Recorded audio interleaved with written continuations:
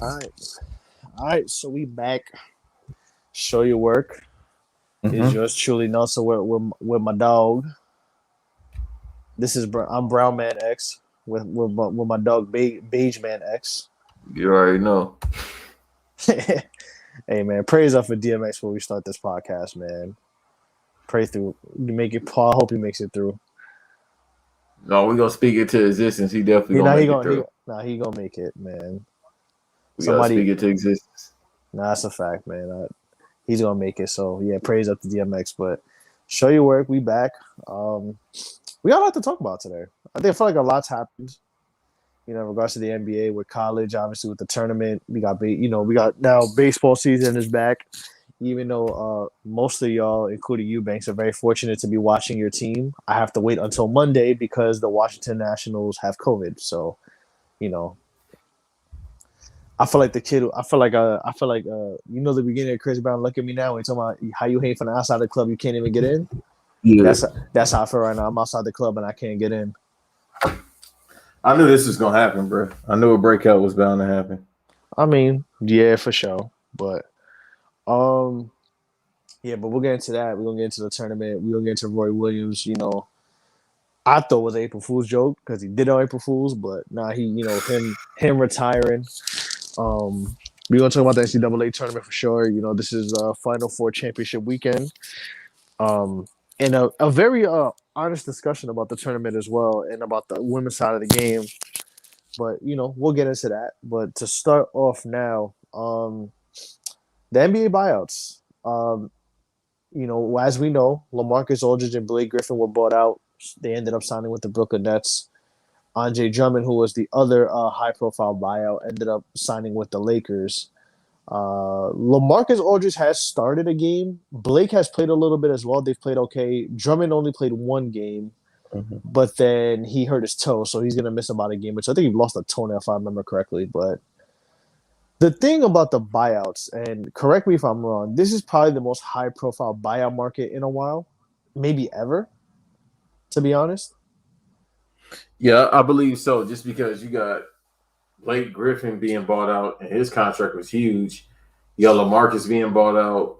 You got Andre Drummond and his contract was huge. And that just lets you know too, like a lot of these teams have salary cap to shed if they did that. So this is definitely maybe the biggest buyout, and considering the fact that three of those players are from All Stars, and they just basically playing role players now on their new teams. Right. I mean, that was the main thing too. At one point, all these three guys were the best players on their team. Yeah. Blake was the star in the Clippers, and then obviously he got the big contract and got traded to the Pistons, and he was playing. But then you also have LaMarcus with Portland before Dame. Dame took over, and is now the man at Portland, and him being the main option with the Spurs, and then obviously Andre Drummond with Detroit, and then Cleveland. I think that's really what made this interesting. And now, like you said, these guys are going to be role players or rotation players on the two teams that everybody is picking to make the finals for the most part. Honestly, with the Lakers and the Nets, um, it's funny because I don't know if there's been a whole thing about the small market teams that complained about the buyouts this year, which is hilarious because it's like at the end of the day, they did you a favor if you really want to think about it because they gave you money back. Like you Mm-hmm. weren't doing anything with them. Like had you, with the small market teams, there's that thing that they have to build through the draft and they have to get the free agent signings and the right free agent signings, and they're not going to get superstar talent. But I mean, at the end of the day, like y'all sign these guys to contracts. Obviously with the LaMarcus Aldridge situation, it seemed like that was a little bit more amicable compared to Blake Griffin and Andre Drummond's respective situations. But this just happened to be a year where the players that were on the buyout market were high profile guys and were once stars on their teams who are in big contracts, and these teams can't afford it anymore. Whether it's the pandemic, whether it's just those teams aren't really going to go anywhere, and these guys can contribute Mm-hmm. and win a championship with them. So shit, they gave money back. Respectively, these guys gave their money back and signed for what, $1 million, maybe I think no more than $2 million and went to their team. So it's like you can't do this thing where it's like, oh, it's the high market, all the high market teams are reaping off the buyout. When, mind you, that buyout market isn't really a high profile thing in the first place. I mean, Right. the more recent higher like buyout guy who was a high profile guy, and it's just because he was a very good six man, was Jamal Crawford, maybe. Mm-hmm. Like aside from that, it's either at the best you're at the best when it came to buyout markets, you were getting a very good six man. Right. And Like you said it perfect. It's not because it's a big market team. Yes, they do have a lot of salary cap. It's just if you have the money, you spend it. You know what I mean? Like the Cavs bought out Andre Drummond, so obviously they have the money in because they don't really sign too many big name players who demand a certain amount of money. So they just have to pay. Well, Colin Sexton is definitely and Darius Garland is definitely due for big paydays. Otherwise, not the last big player they paid money out for was Kevin Kevin Love. Love. Yeah, so it's like they got money to spend. So the buyout is basically okay. I think Andre Drummond had about 25 million somewhere around there left on his contract, so that was nothing to buy him out, and that won't hit the hard salary cap. So that was easy for them to do. Right. And all these guys gave back more than half of their yearly salaries just to get out of their deal. So it's not like they got robbed. It's not like, Blake Griffin. It's not like It's not like Blake Griffin was getting paid 26 million and then just ran away with 26 million. Like, no, he gave that money back. LaMarcus Aldridge gave that money back. Drummond gave that money back. So I just think the complaints are stupid. And with these buyouts, it's just like I said, it's just more high profile. And the thing is there's just been a lot of injuries too. I mean, we know with the Nets, KD's hurt. Well, I think they're just resting him for the playoffs, honestly. Now Yeah, Harden has hamstring tightness, and the injury bug hit the NBA hard, kind of transitioning into that because you had Joel Embiid is hurt, LaMelo Ball's out for the rest of the year. Stephen Curry, in 1 week, Stephen Curry got hurt. LeBron James gets the high ankle sprain. Now Gordon Hayward's out for 4 weeks with a right foot sprain. So we'll see how that affects Charlotte, being that their best scoring option and their LaMelo Ball, who was the team was really moving forward with him, they're out.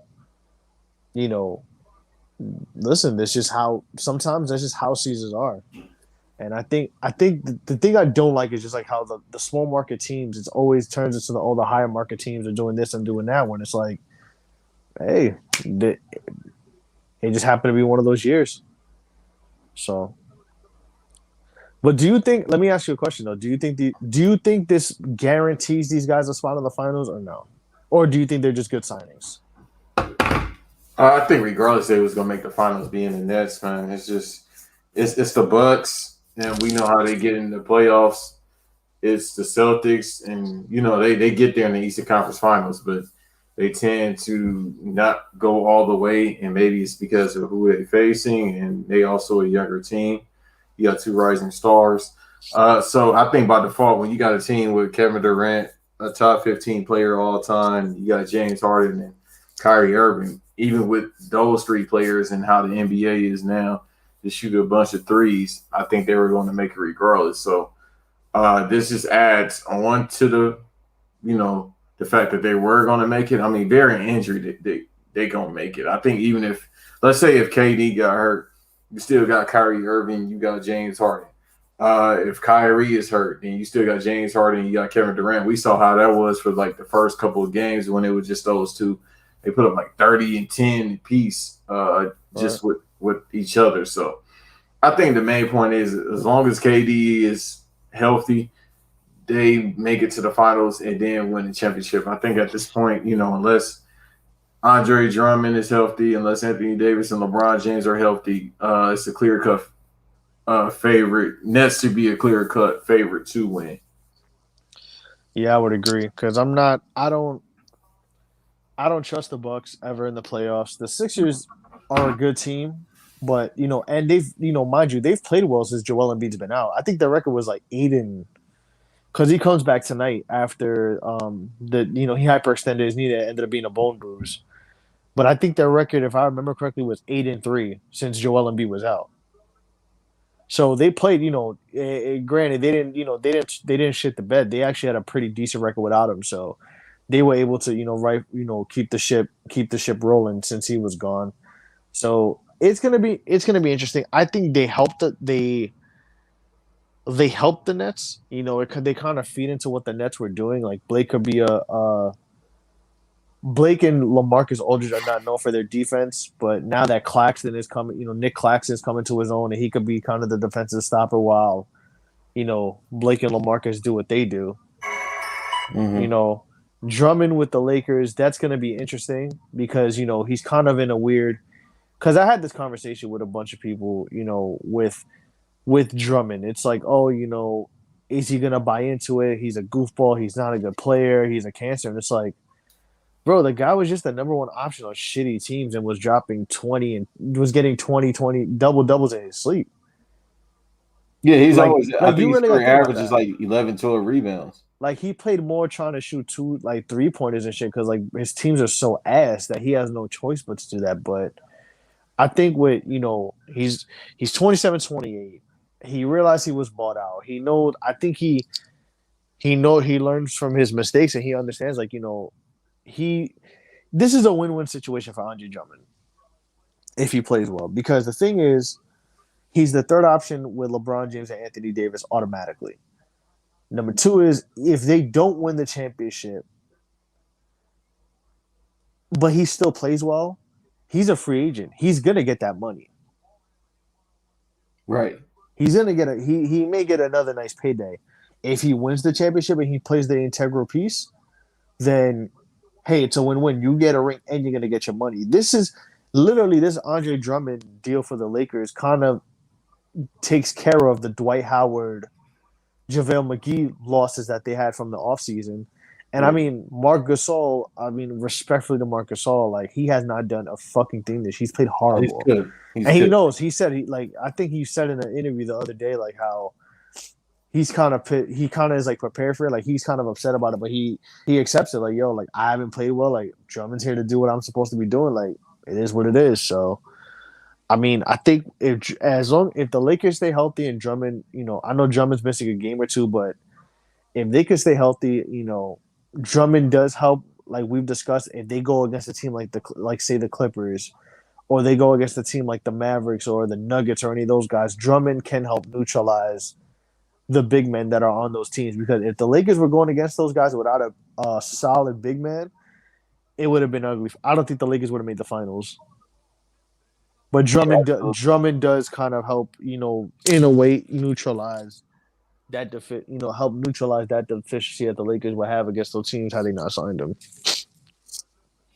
Yeah, I agree with that. They definitely needed somebody in that front court that could rebound just because they were too small. Uh, with them in the finals and the playoffs in particular, it was their defense. So now I said that the new defense is offense, which I still agree with. And you see what the Nuggets are doing. Off defensive wise, they're all right. But you see they got JaVale, then they went and got Aaron Gordon 50 cries for the 50 dunk, the score I didn't get. Still gotta let that shit go, but that's some vague shit. That's what he's doing. He's acting real light skinned about some goddamn dunk contest. Anyhow, so they just basically going to win. Let's outscore the other team. With the Lakers, because they're older team and they're vets, they still try to, go about defense. In my opinion, LeBron James might be Defensive Player of the Year.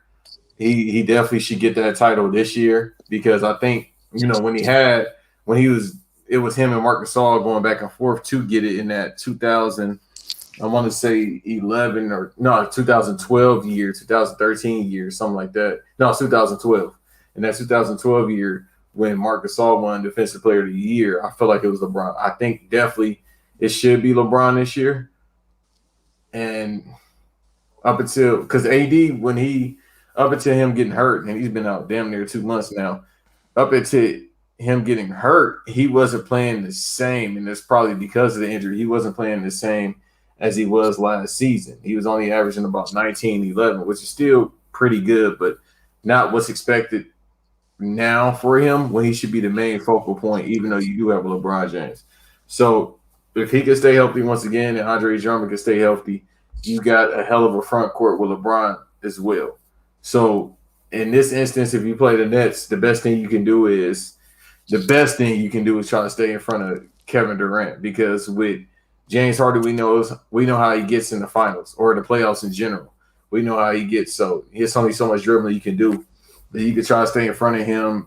And I mean, of course, he's going to get to the line. The main thing is just stopping Kevin Durant that as much as you can. But I think now they could definitely out rebound the team just because they're so small. Their biggest center, uh, DeAndre Jordan, is who cooked. His knees are cooked. He about 6'9", 6'10", but other than that, But now you got Claxton, so and it's funny because they say with Claxton playing, like they're like night and day. Like they allow so like they actually play better defense and allow less points for Claxton than compared to Jordan.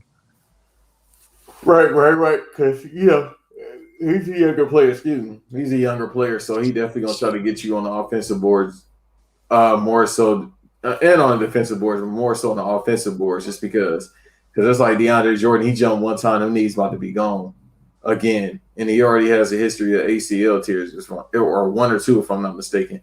Uh, so you could beat him on the boards. That's your best game plan, but then you better hope and pray that Kevin Durant isn't Kevin Durant like he was the first couple of games and throughout his whole career, because when he came back, he was averaging 20 points. I thought he was going to be the MVP up until him getting hurt, but at this point, it seems to be it's going to be Joe Embiid. Yeah, Embiid's still in it. Jokic is still the running for it. Um, LeBron, of course, like every year. yeah, I mean LeBron's missed too much time because defensive player of the year for LeBron. I mean, by Honestly, default, you give it to him, and because it's due time. Because it's like, who else yeah, defensive wise has been this they all get efficient rid of this bro. season? It's gonna go to no. He's like I actually looked at the odds for LeBron. He's like the 12th or 13th highest odds. Like if you put money on LeBron James, you would win some money for him to win. But it's probably gonna be Rudy Gobert or Ben Simmons. Again, bruh. I can Yeah, see Ben Simmons for Rudy Gobert. You can't give it to him every year. or Embiid. I mean Embiid could win it too. Like there's a couple guys, but I wouldn't be surprised if it was Ben Simmons. I mean, that's all he got is defense. He only averaging 14 points right now. Yeah, but he's That's he's he's full, and like I said, like without. I think also, since Embiid's been out, he's helped. The team has done well, even though Embiid missed time. So that's really a big thing too. The Lakers have kind of slid. The Lakers have, are just trying to get by. With LeBron out and AD out, and with Utah. I mean, Utah's still cooking with Gobert. So I mean, it probably. I mean, I wouldn't be if Ben Simmons wins. I wouldn't be. Or Miles Turner too. Because Miles Turner is leading the league in blocks if I remember correctly. again. Yeah, bro. Miles Turner is actually playing really good defense this year. So, but definitely. But I mean, like with the buyouts and everything, like it's gonna be interesting to see what happens. Like we kind of were, we know that he we're supposed to get LaMarcus Aldridge, but the Nets got him instead. But I mean, it's a good move. It's a good move for the Nets to do that. They kind of neutralized the Heat from signing him, considering he was going to go there. So that gives him one extra thing of firepower. He can post up pretty well. If he hits that fadeaway of his, then he's going to be, he's going to put his numbers up for sure. Joe Embiid still out here grabbing on Cat. Yeah, he got bro. Crazy. Cat dunked on him. Bro, but still, he remember we ain't forget when he had him on the ground choking him out. Yeah, we ain't forget that. That was actually mad funny. NBA players really like, bro. Can't play. The only one who probably can is what's my homie's name? My God, James Johnson. That's about it. Oh no. Well, he's trained professionally. Well, yeah, he in my clubhouse room, like we had an NBA player come in who was a teammate of his. I'll tell you off the record who it was, but yeah, because some cats they be doing that clubhouse, they be like, "Yo, oh my God, this guy's here." They be rolling out the red carpet trying to ask him mad stupid questions. Like, bro, like these cats are people too, and a lot of people tend to forget that. But anyways, you know how that goes, Banks. You know how people are when celebrities come around. Right, exactly. But yeah, so there was a play in our room. He came by, he came up to talk. We invited him to talk, whatever. He was mad cool. So he was telling us like how James Johnson is just mad cool, but then bro, they be in the crib and like he and his brothers like that should be like Fight Club, like they just be wrestling for no reason. Well, they have Samoan, so there you go. Yeah, and They they do the and they Usos. and they trained. Yeah, he like not taekwondo, it's like kickboxing, something like that. I think Muay Thai or some shit. No, is it karate or Muay Thai? I forgot. I'll never forget when James and Serge Ibaka was about to get into it. Serge Ibaka Bruh. put his hands up like, "Nah, I'm good, bro." Nah, Serge Ibaka funny. Remember when Serge Ibaka tried to do the scorpion stance? Yeah, Serge Ibaka. Nah, the funniest shit too was when them twins from Charlotte tried to get a pop with James Johnson. I mean that's the only way you're gonna be able to take him. Them young boys. And they told him like, yo, you know that's James Johnson, right? Like, you know he a black belt, right? Like, But that's the only way you're gonna snuff them out if it's just like twins. nah, he would take them both. Them boys are little compared to James Johnson. Hey, bro, that's all you're gonna do: get that or get the strap. Hey, I mean, hey, you can't get the shit. Yeah, you can't get the gun. Can't get the gun in an arena. You know, Gilbert Arenas stopped that for them, so they're gonna have to take that ass whooping. And what's buddy name? And Antonio Creatine or Nah, something. Javaris Cranston. I think he's Yeah, in. there you I go. think he's in jail right now. Actually, Yeah, no, he's still in jail. you know what's fun? Yo, I feel fucked up for saying this, but speaking of LaMarcus Aldridge, bruh, I would want to see LaMarcus Aldridge and Obi Toppin in a 40-yard dash. You ever you see how them boys run, bruh? It run. Bruh, Obi Toppin is You 23. mean jog? He be running like he got arthritis, bruh. Yeah, they got cement in their shoes, bro. Obi Toppin run like he got pins and needles, and LaMarcus Aldridge runs like you remember when you was a kid when they said don't touch the floor, it's lava? Yeah, That's what LaMarcus Aldridge runs like. bro, because he never been fast at all. He never had any wheels. Like, as soon as he get up and down the court, he be huffing and puffing. He was fat at one time when he was the Trailblazers. He's gonna get in that paint. He gonna get on the box and turn around jumper. That motherfuckers run like you know when they be showing like the 50-year-old people like when they first start working out after a while and like they just huffing and puffing like after like step five when they're like that's how LaMarcus Aldridge runs.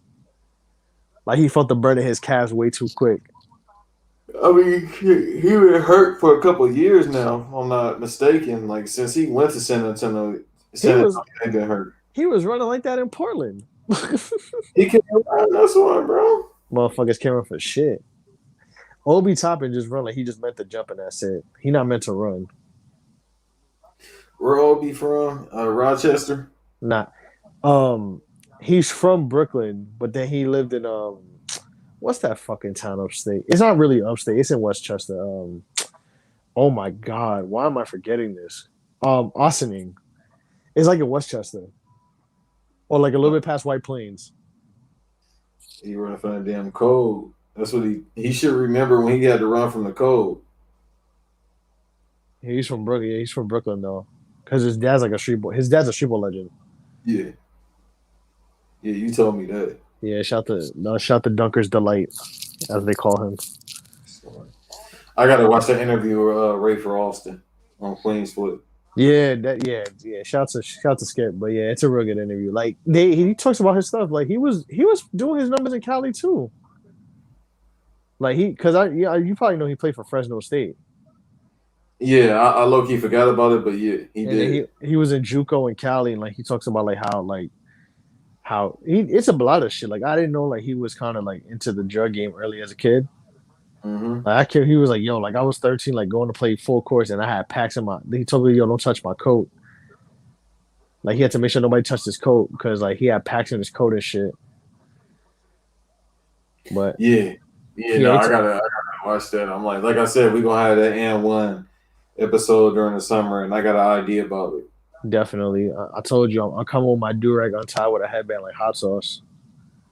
Gee, that's the first person I think I saw from the and one like tournaments. I was like, bro, because I was hearing about hot sauce more than anybody. Like I said, all of those in it. I'm trying to remember like I even found that shit. I feel like it was like a DVD or something.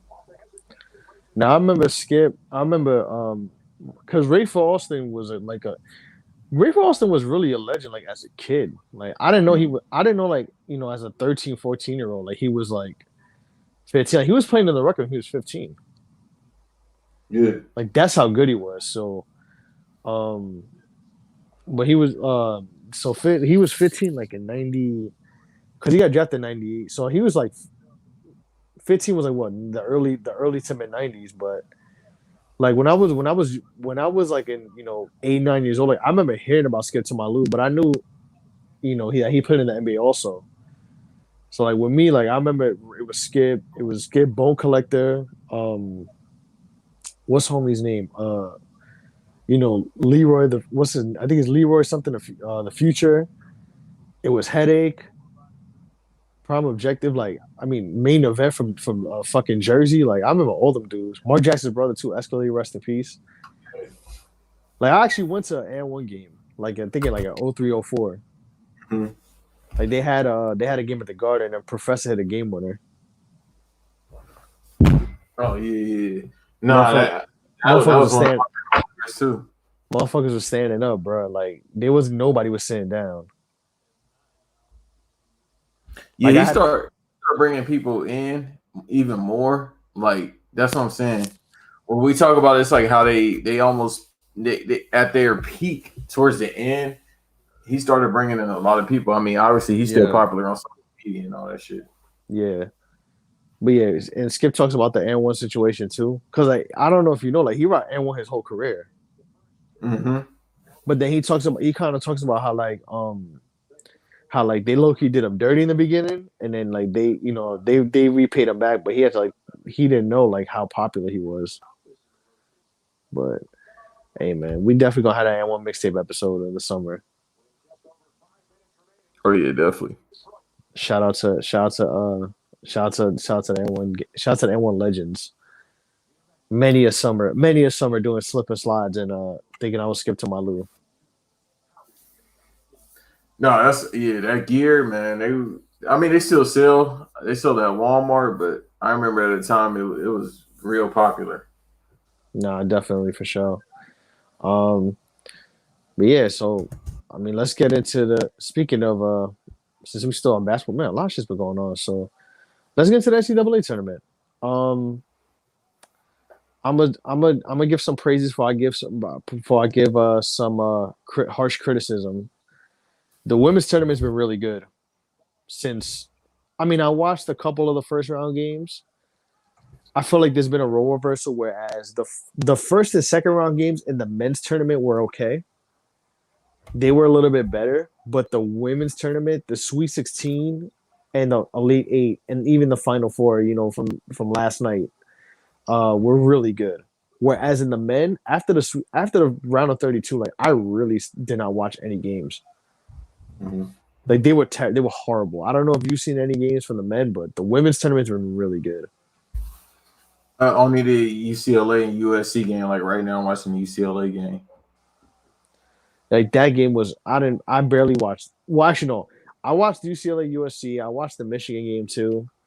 I watched the end of that, but for the most part, like I've been watching the women game. Like I was watching, even though the rest were terrible in that game, Baylor, Stanford. I watched South Carolina, Stanford. Mm-hmm. Even though I feel like South Carolina got robbed, but the rest were questionable. But regardless, like South Carolina, Stanford was a good game. Baylor, Stanford went down to the end. Arizona, UConn, even though Arizona was up for the most part, like it was still a really good game. Like these games for the women have been really good, and they showed in the ratings because there was an article saying like how the ratings this year were the highest like in a really long time. Mm-hmm. So like the women have had a really good tournament compared to the men. I feel like the men tournament got really boring. Yeah, it was a lot of bad calls, and for the most part, I watched as much as I can. But I definitely been watching the women's tournament. Those have been great, like all of them. The UConn games, the Baylor games. You see a lot of stars, and now I don't remember if Bleacher Report was doing it before, but they're now saying which women's players are declaring for the draft, and That's a real good look. Right. Yeah. A lot of, they weren't really doing, the women weren't really putting out statements like the guys do, where it's like, hey, I'm putting in my name in the draft and I'm hiring an agent. Like, there've been a lot of the women play, a lot of the players on the women's side who've been doing that now, which is I think is pretty awesome to see. And it's quality players too. Like these are players like, you got Dee Richards. Um, I'm sorry, I'm forgetting the other girl from Baylor. I think Carrington, her last name is. Mm-hmm. She declared. There's been a couple of people have been putting statements out. A couple of them putting statements out saying, they're declaring as if they would, as the men do it. And I think that's the beginning of something. Eventually the WNBA has to form more teams so they could have a bigger talent pool, because the talent pool is really good now in regards to the women, Mm-hmm. as we've seen the last couple of years. But I mean, the women have had a really good year in regards to the tournament and what's going on with the WNBA now. So we'll see what happens. But all in all, man, I have not watched college basketball that much this year. I'm not even gonna lie to you. Like I know you watch more because of the prospects, but me, like I would watch, but aside really, I think I really watched Syracuse out of the men. That was it. Once Syracuse lost, I'm like, yeah, all right, I don't care.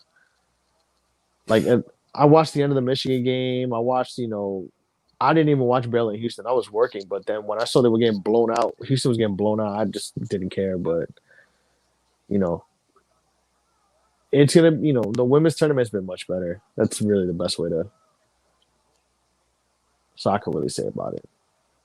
Yeah, no, absolutely. So, like, I'm seeing other people say the same thing. It's just not hitting this year. But the women's tournaments, this has been my favorite year I can recall in a while. Uh, Definitely. yeah, I text you and I talked about Paige. I don't know enunciate her last name, but they call her Paige Buckets that plays for Paige, you. yeah, Paige Beckers, yeah. Yeah, that kid can really play. She's cold. The Baylor girl, she can play as well. I forgot her name. Dee Richards. Yeah, DD Richards. There you go. Thank you. Like I tell people, I tell y'all on every podcast y'all listen to me. I'm not good with names. Trust me. No, this man just be yelling out numbers. I'll be like, oh shit, Banks is right. Yeah, I can get you the number. Like I said, I'm Rain Man. I can get you some numbers, but when it comes to names, no, I'm gonna mess up half the time. So, but yeah, so no, it's been it. The women's tournament was great. I gotta see the schedule when the next games are. I think the national championship for the women's tomorrow at either 6 or 8. Is that right? Yeah, Arizona Stanford, which I don't know who you got. I don't know who you got winning that, but Uh, I might go with Arizona, honestly. I was gonna say Arizona because Ari McDonald was fucking killing UConn, and she was giving bro, she was killing Paige Beckers, bro. Oh no, she was. Like that was a humbling experience, but um, I think I'm not sure because when I looked at the granted, what is it? The Pac-12 played what, like 10 games this whole year or some shit like that. They barely played because of the pandemic, and the two games that Stanford and Arizona played each other, like it wasn't good. Like Stanford won by double digits both games. Ari McDonald shot horribly. Like there was one game she shot like 3 for 18, and the other game was like I think 6 for 24 or something like that. It was god like she had terrible numbers, but granted it was early in the season, the pandemic.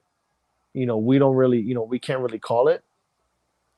But I mean, I think Arizona kind of had the Arizona kind of has the momentum considering you be such a great team like UConn. Whereas with Stanford, they kind of got away with that game against South Carolina because there was a couple questionable calls in that game, especially in the fourth quarter. Like Mm-hmm. at the end of the game when I think it was what's her, I'm sorry, I'm forgetting her. Aaliyah Boston when she grabbed the rebound. She grabbed the rebound and got fouled like 3 times, and they did not call it. Then on the putback, she missed the putback, but like she got fouled on that. South Carolina tried to foul intentionally twice, and like the refs just didn't even call it. Um, I don't know if you saw the kickball, the kick. Not that the Stanford blatantly kicked the ball, but like her, like literally, you could see when she crossed South Carolina. It was off a crossover, Mm-hmm. and the ball got kicked, and they let it go. They didn't even call it. Mm-hmm. Like Shorty Yeah, did, no, I saw that. like bro, Shorty did a Sub-Zero slide to the fucking basketball, and they didn't even call that, bro. Yeah, no, I seen that, and that basically cost the game, right? That call, yeah, they were there. The fourth quarter, there were there were some even though it was a good game, yes, there were some questionable calls that cost that game. Um, Baylor Stanford, even before they played South Carolina, there was a couple of questionable calls that cost them that game too. You know, but I mean, we're here, so I mean, with the men, I don't know how this Gonzaga UCLA game is gonna work. UCLA was like a 14-point underdog. I don't know if you saw that in the betting numbers, but No, um, I didn't see the bet numbers this year, yeah, but Gonzaga. Yeah, I don't even get into it, but I saw that. I saw that getting tweeted all the time. How UCLA was Gonzaga was like a 14-point favorite, and now they're actually tied in the second half. So I mean, Baylor and Gonzaga would be a good game. Houston just looked horrible. They could not shoot at all. They really could not put the ball in the bucket. So Baylor had a pretty easy game. But I mean, Baylor Gonzaga would be good. I don't know about Baylor UCLA, honestly, but that'll happen on Monday. So we'll see what happens with that.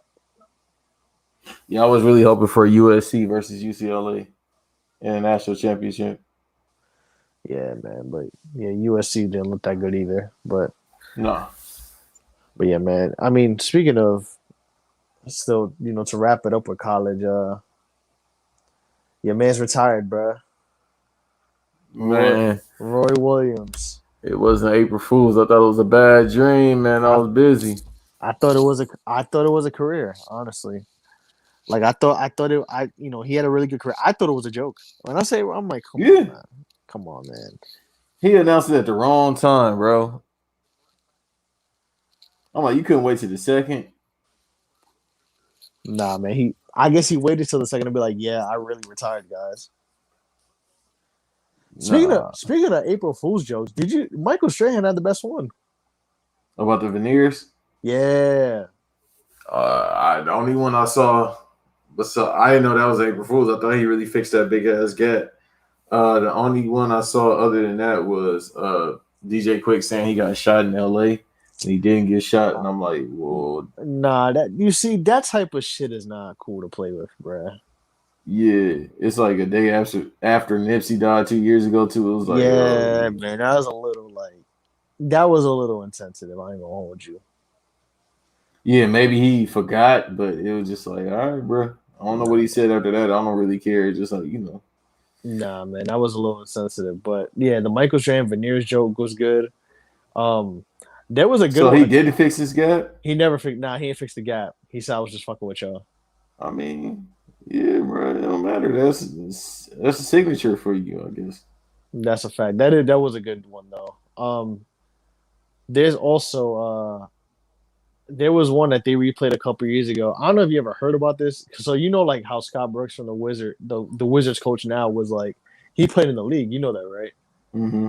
So he played for the Knicks, I think in 97, 98, and they did a joke on him saying that Walt Clyde Frazier was coming back to the league. Like they put like MSG Networks did like a fake video of Walt Clyde Frazier working out and everything.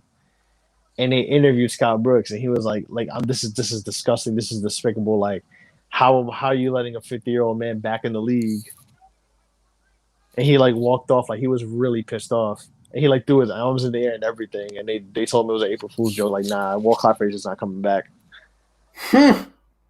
But he hates that shit. Like, anytime he comes back to New York, like I think the last game when they played, when like the Knicks were down like 30 and ended up winning that game, like they actually showed that video and it was actually pretty hilarious. But Nah, but I'll let me be cut the I'll promo, be bro. mad. Nah, I'll be mad as hell too though. Before you start cutting that, I'll be mad as hell. Like, bro, I love Walt Clyde Frazier, but come on, dog. Like, really? I mean, is he gonna retire the suits? That's what he should have did. Walt, the big ass butterfly collars. He be dressing like Pops from the Wayne's brothers. Hey man, that's the drip lord right there. That man, that man was. Listen, that man was swimming in a whole lot of aunties and mamas and grandmas in that decade, bro. I was about to say. I mean, I want to know how many kids he don't claim that's in the barrels. Like Probably a whole lot of. that was the '70s too. Nah, Yeah, bro. That's yeah. before they knew what the pull Come up. on, man. He was pulling up with the Rolls Royce with the mink chinchilla and the hat. He had the combo. Right, and they probably was giving it to him. Shit. The meek and all that. I wonder if he ever got a suit from damn. Almost had his name as well too. The man in Who? Harlem that was doing all the designer suits. Dapper Dan. Yeah, I wouldn't be surprised eventually. because Dapper I think was out around that time, if I'm not mistaken, or it was about to come out. Dapper Dan was like the '80s, but yeah, Yeah, but now going to Roy Williams, I mean, what can I say that already hasn't been said about him in his whole career? He's 79 and 27 in Division One tournaments. His overall winning record is 903 to 264. So he's always been above 500, 774 to be precise. Three national titles. I mean, nine NCAA Division One regional Final Four appearances, wins, I should say. Two-time AP Coach of the Year, USA Today Sports National Coach of the Year. I keep going on and on. He went into the Hall of Fame, if I'm not mistaken, in 2007. yeah, Basketball Hall of Fame. 2007.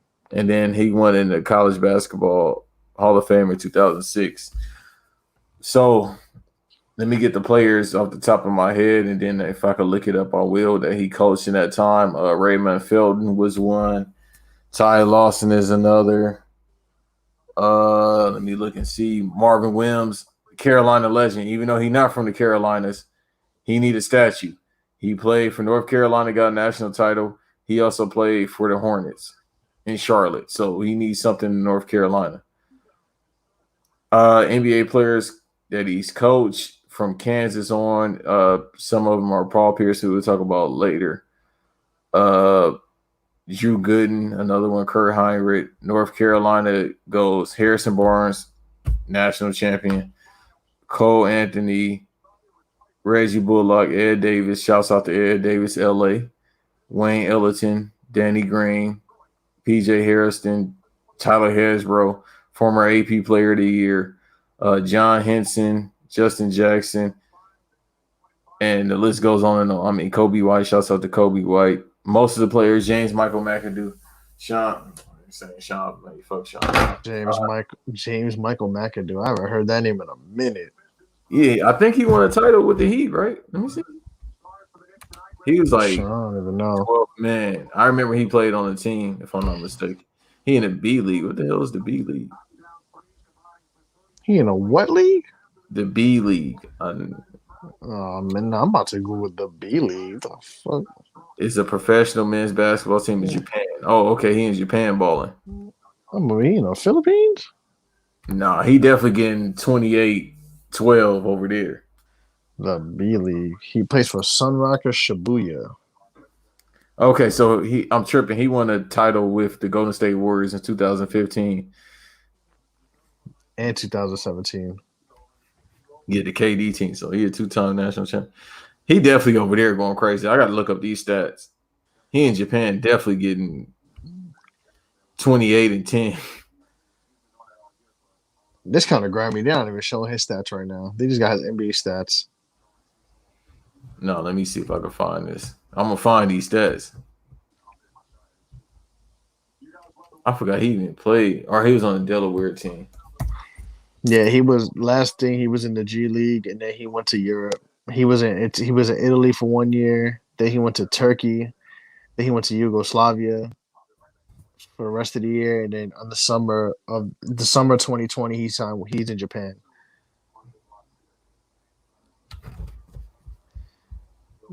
Is it coming up? We were talking about James Michael McAdoo. We got to, man. I mean, like, hey, you know what's crazy, bro? Coach him, man. I forgot that Roy Williams only was like with two teams. Mm-hmm. Like I forgot. I was like, yo, did he coach another team before Kansas? But then he didn't. I'm like, oh shit. Yeah, it was just two teams because he's been from '03 to 2021. He was with us. He was with UNC. Yeah, and then he was with Kansas the year before.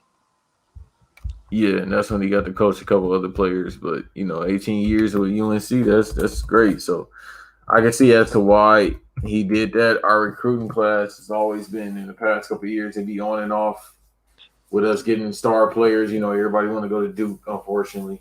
But Yeah, but most part, I think that's because Coach K is kind of finally was like, all right, cool. Like I'm gonna start having one and dones now. well, he know that's where the league is headed, or I mean, Right. not headed. That's where it's always been. Because for the most part, you got a Zion Williams and Kyrie Irving. Like they don't really need to. For the most part, they really didn't need to go to college, especially. I mean, Zion could have went another year or two, but at the same time, experience is the best teacher. So him actually going straight to the league after 1 year is probably best. And I mean, they got beat out by Baylor in that tournament, if I'm not mistaken, Which tournament? 2019. So, Yeah, they did. uh, Final Four, right? Let me double check.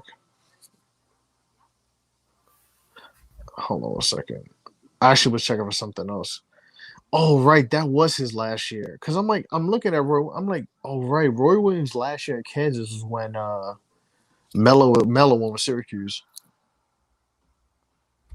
Yeah. and then Bill Self took over the year after, which is crazy. Bill Self got the Allen Iverson contract, Mm-hmm. lifetime extension. He ain't even won a fucking championship. I mean, yeah, he ain't a legend like AI, but still get But paid, bro. Definitely get paid. Yeah. So I mean, I don't really need to do a whole breakdown of his legacy. It's already there. He's had great players that went on to have careers in the NBA. They might have not been like all stars for the most part, but I mean, his legacy is sealed. It was somebody that was needed, especially after Dean Smith, left or passed away, I should say. But this is a little bit after that. So, with right, him retiring. So it was a great pickup. I know now they're looking at our assistant to probably take over for the head coaching start. I didn't see what other candidates for. Stackhouse was a candidate. He should be the pick. He should be the head coach. I would agree. I think it's time for Stack to actually get a head coaching job somewhere, and it would be best for him to work with those kids and particularly the program. I mean, he's one of the best players to come from the program. He should be coaching. No, Uh, definitely. I know Sean May was on the coaching staff as well, even though I was just, slandering him. But Sean May, that's crazy. I ain't heard that name in 15 years. he's on this damn list of players that's been coached by Coach Williams. But yeah, I try not to remember that name. Last time I seen him play was when he was with the Kings, and he couldn't get his shape. Damn, I forgot he was with the Kings. I remember he was with the Bobcats, but not the Kings. Yeah, the Bobcats got like everybody that came from UNC, which is crazy. Yep. That won the national title. Yep, they have Felton. Marvin.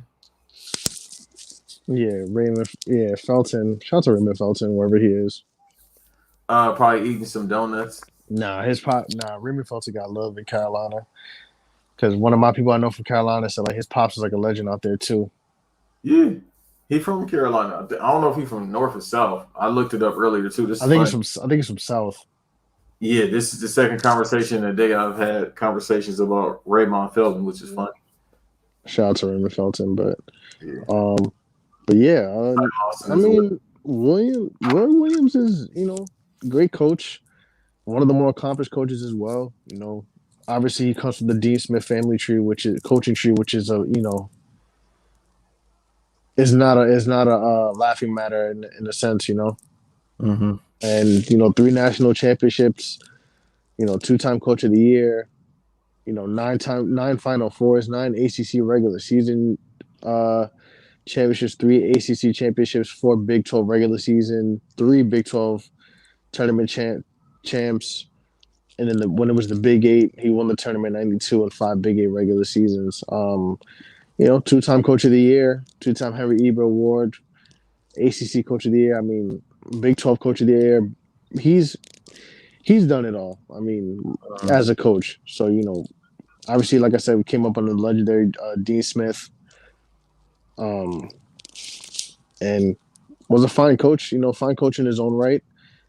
And I mean, listen, man, 33 years is no joke, and three championships. And considering what he did, I mean, much love and power to him, man. Hope he enjoys retirement. But I do think Stackhouse will be the best bet for Carolina. Even though I think it's Wes Miller was his name, the assistant you're talking about. mm-hmm. He's a solid pickup too. But I think with Stackhouse does have the head coaching experience. And I think considering what Roy Williams, considering he left and came back through and through, Roy Williams is a Carolina guy. Yeah. So I think you want to keep that. I think you want to keep that legacy that now with these guys being with these coaches in Carolina that they're Carolina guys, and we know how much of an impact Stackhouse had on Carolina. He's a recognizable face. Not that Wes Miller isn't, but Jerry. With all due respect to Wes Miller, Jerry Stackhouse is Jerry Stackhouse. Mm-hmm. And also just a black man being a Carolina coach would be awesome in his own right as well. So, I think really it's Stackhouse's job to lose. He interviewed. I think either was it today or yesterday. I think I know I saw he got interviewed, but I don't know if it was today or yesterday. But I know they did interview Jerry Stackhouse for the job. So with Vanderbilt, it's Vanderbilt, but it's a little bit harder to win a Vanderbilt than it is to win a North Carolina. Mm-hmm. And he has he does have a history there. He's shown that he could coach. He coached with the G League with the Raptors. I think they won. He won a G League championship with them, if I remember correctly. I'm gonna double check that, but if I'm North Carolina, I think it's Stackhouse's job to lose. Yeah. So See, I don't know what other candidates they have besides the ones you named, so that's probably it. But let me just see what they're saying right now. right. Actually, yeah, he won the D League championship in 2017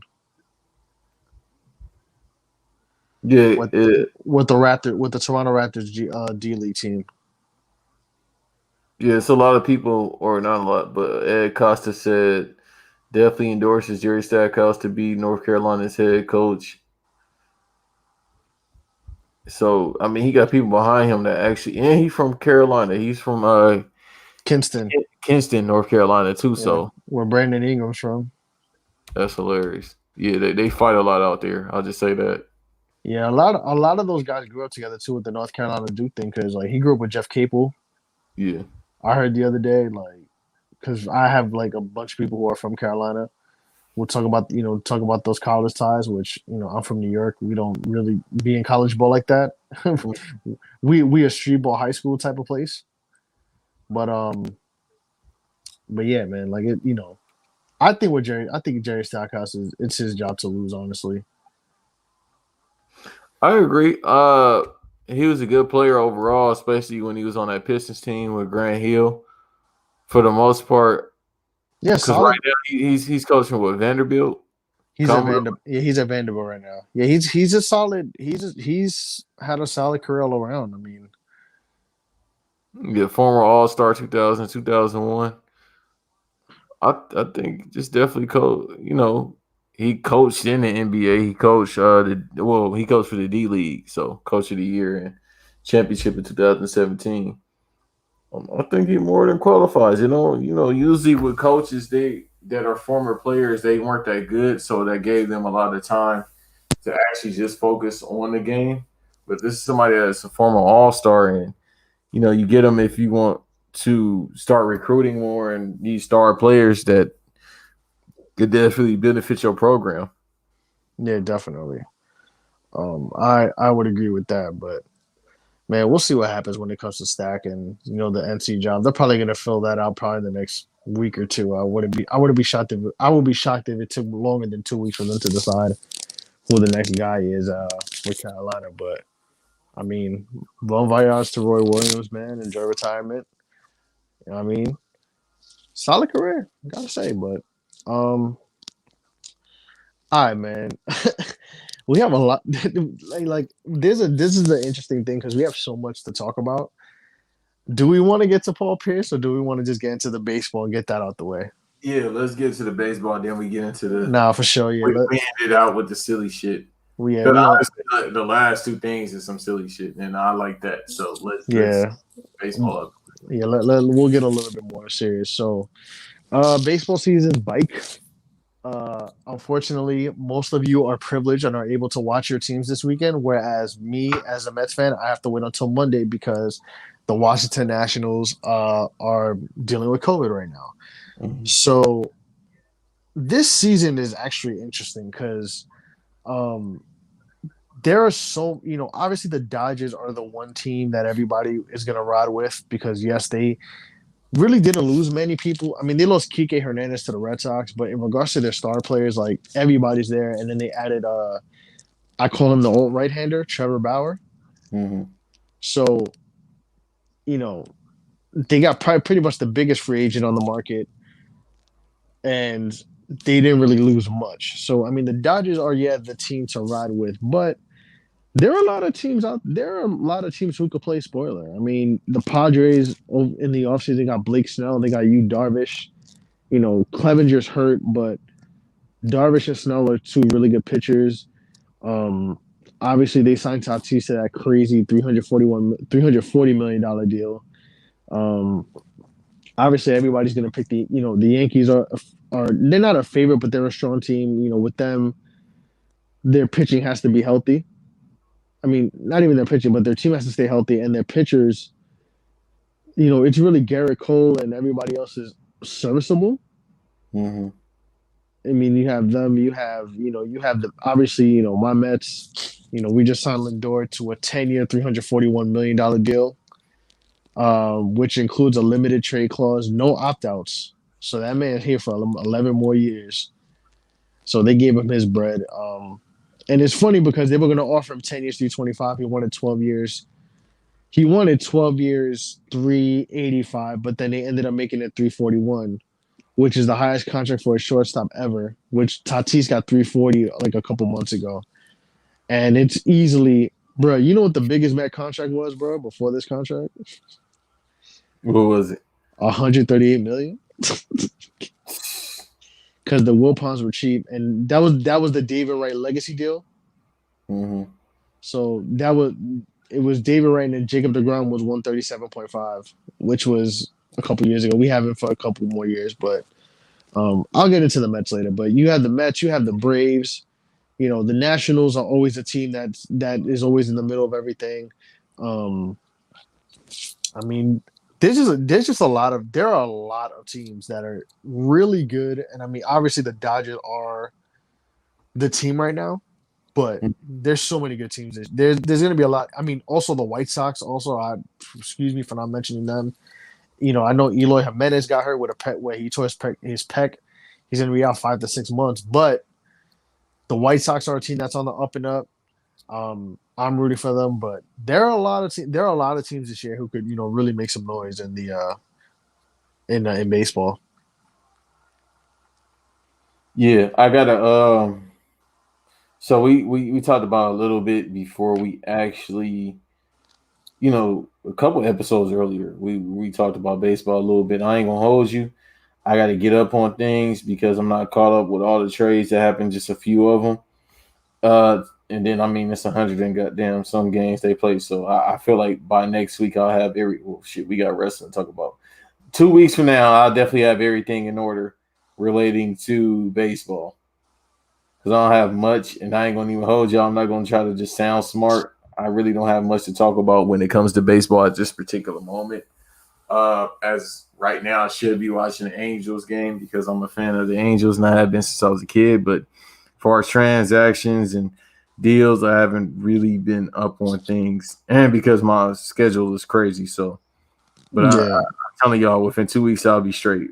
Next week, we're talking wrestling because it is WrestleMania and NXT week. So, yeah, we had a lot to talk about that week as well. So yeah, so that's what, and then also that's where my mind is going. So I've been watching a lot of older WrestleManias and NXT takeovers because, yeah, starting Tuesday, it's basically wrestling talk for me. So I really haven't had a chance to tap in with the MLB. And besides that, it's easier to tap into basketball because, at least with your team, it gets a day or two, and then you can look up what's going on. For the most part, I focus more on that.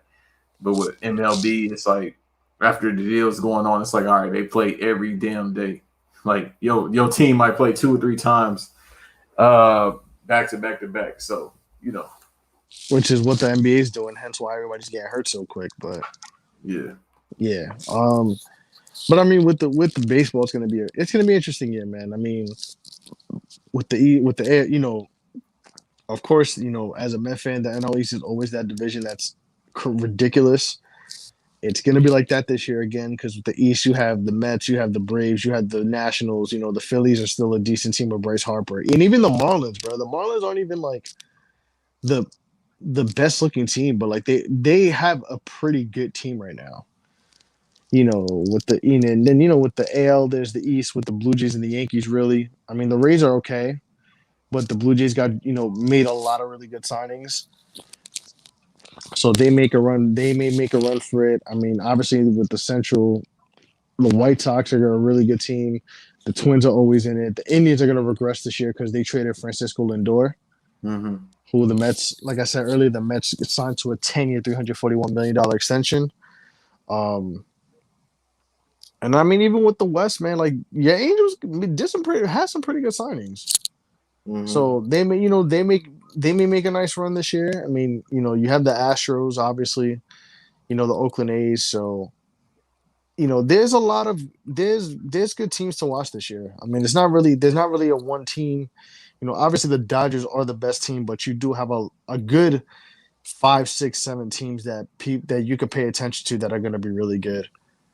You know, most I definitely. need to watch the Brewers. I don't know. I never heard anybody say I need to watch the Milwaukee Brewers The play. Brewers are actually pretty good. Brewers are actually pretty good this year. Oh Or damn. that I mean, with the Central, it's really going to be between the Brewers and the Cardinals. Mm-hmm. Even though the Cubs may do something, but I mean, I'm not really going to say this because it's the NL East, but the NL East is really going to be an interesting division to watch too. Because, like I said, you got the Mets, the Braves, the Nationals. Really, a lot of people are basically picking between the Braves and the Mets.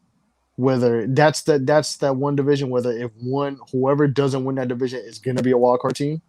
Mm-hmm. So it's going to be that. But I mean, for me, as I'm excited because with the Mets, we like I said, we got Lindor, we got Carlos Carrasco in that trade. Also, the Mets just made really good signings all around. In regards to bench depth with outfielders because we really needed some outfielders, and we got a couple good ones with Albert Almora from the Cubs. We got Pilar from I think he put with Toronto last year. I forgot, or was it? I think no. I'm sorry. He put with the Giants Yeah. with San Fran. So we got Kevin Pilar, who's a good defensive guy. I mean, now really the Mets just have to be concerned about what they're going to do with Syndergaard in regards to extending him. Michael Conforto is also a free agent next year. But with Lindor, that signing is important because the year after, because this free agency coming up, the shortstop market is loaded, bro.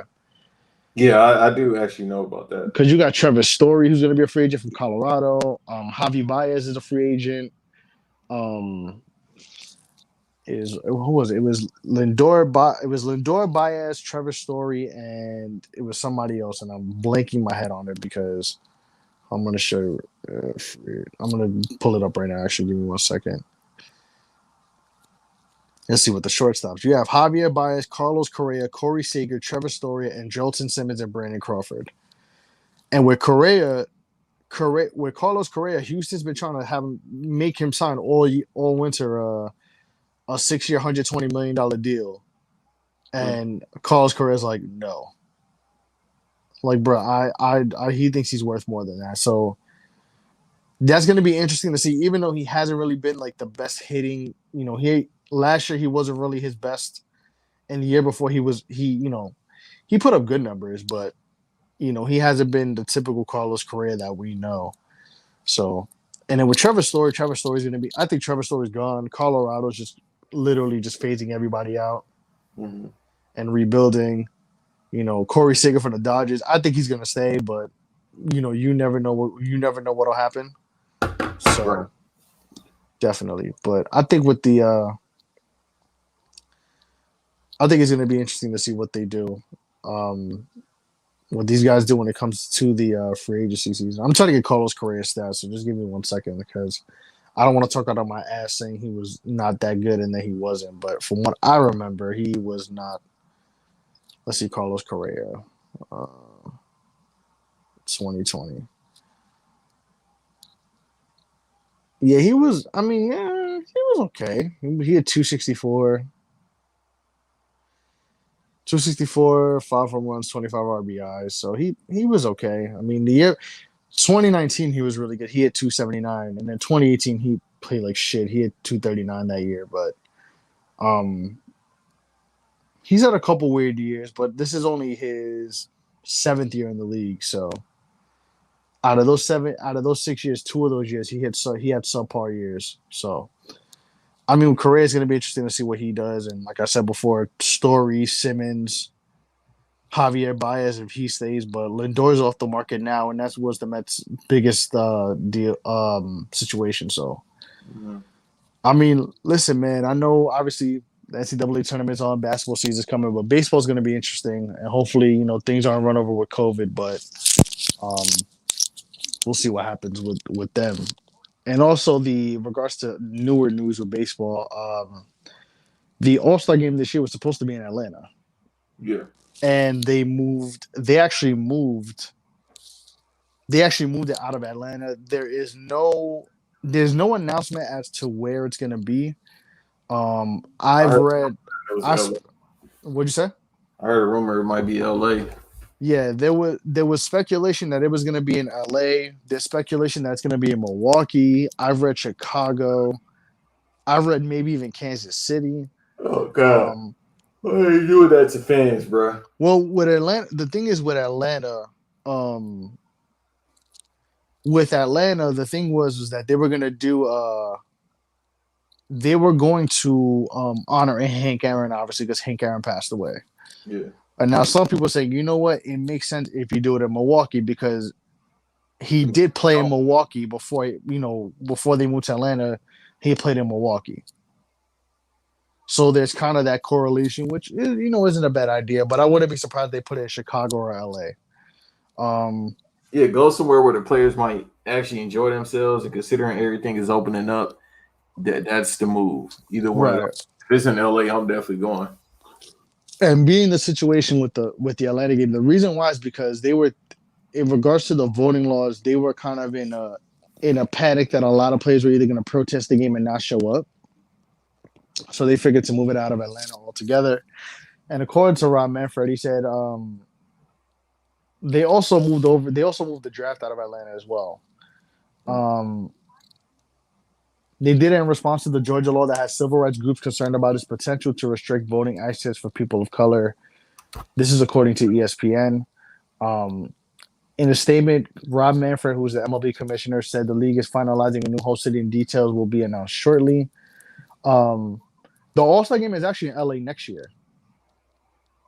Oh, really? Yeah, it's still planned for Dodger Stadium. So according to the statement, they said he says Major League Baseball Rob Manfred says Major League Baseball fundamentally supports voting rights for all Americans and opposes restrictions to the ballot box. In 2020, MLB became the first professional sports league to join the Nonpartisan Civic Alliance to help build a future in which everyone participates in shaping the United States. We proudly use our platform to encourage baseball fans and communities throughout our country to perform their civic duty and actively participate in the voting process. Fair access to voting continues to have our game's unwavering support. So, and of course, in typical, because the Braves are racist and they still use the tomahawk chop, which they shouldn't be using anymore, they made a press release. And shout out to Amp and Devin and Joe of Random Acts of Podcast. I nominated the Atlanta Braves for their Need They Asked Me for this week. Because this statement says the Atlanta Braves are deeply disappointed by the decision of Major League Baseball to move its 2021 All-Star Game. This was neither our decision nor recommendation, and we are saddened that fans were not able to see this event in our city. The Braves organization will continue to stress the importance of equal voting opportunities, and we had hoped our city could use this event as a platform to enhance the discussion. Our city has always been known as a uniter in divided times, and we will miss the opportunity to address issues that are important to our community. Unfortunately, businesses, employees, and fans in Georgia are the victims of this decision.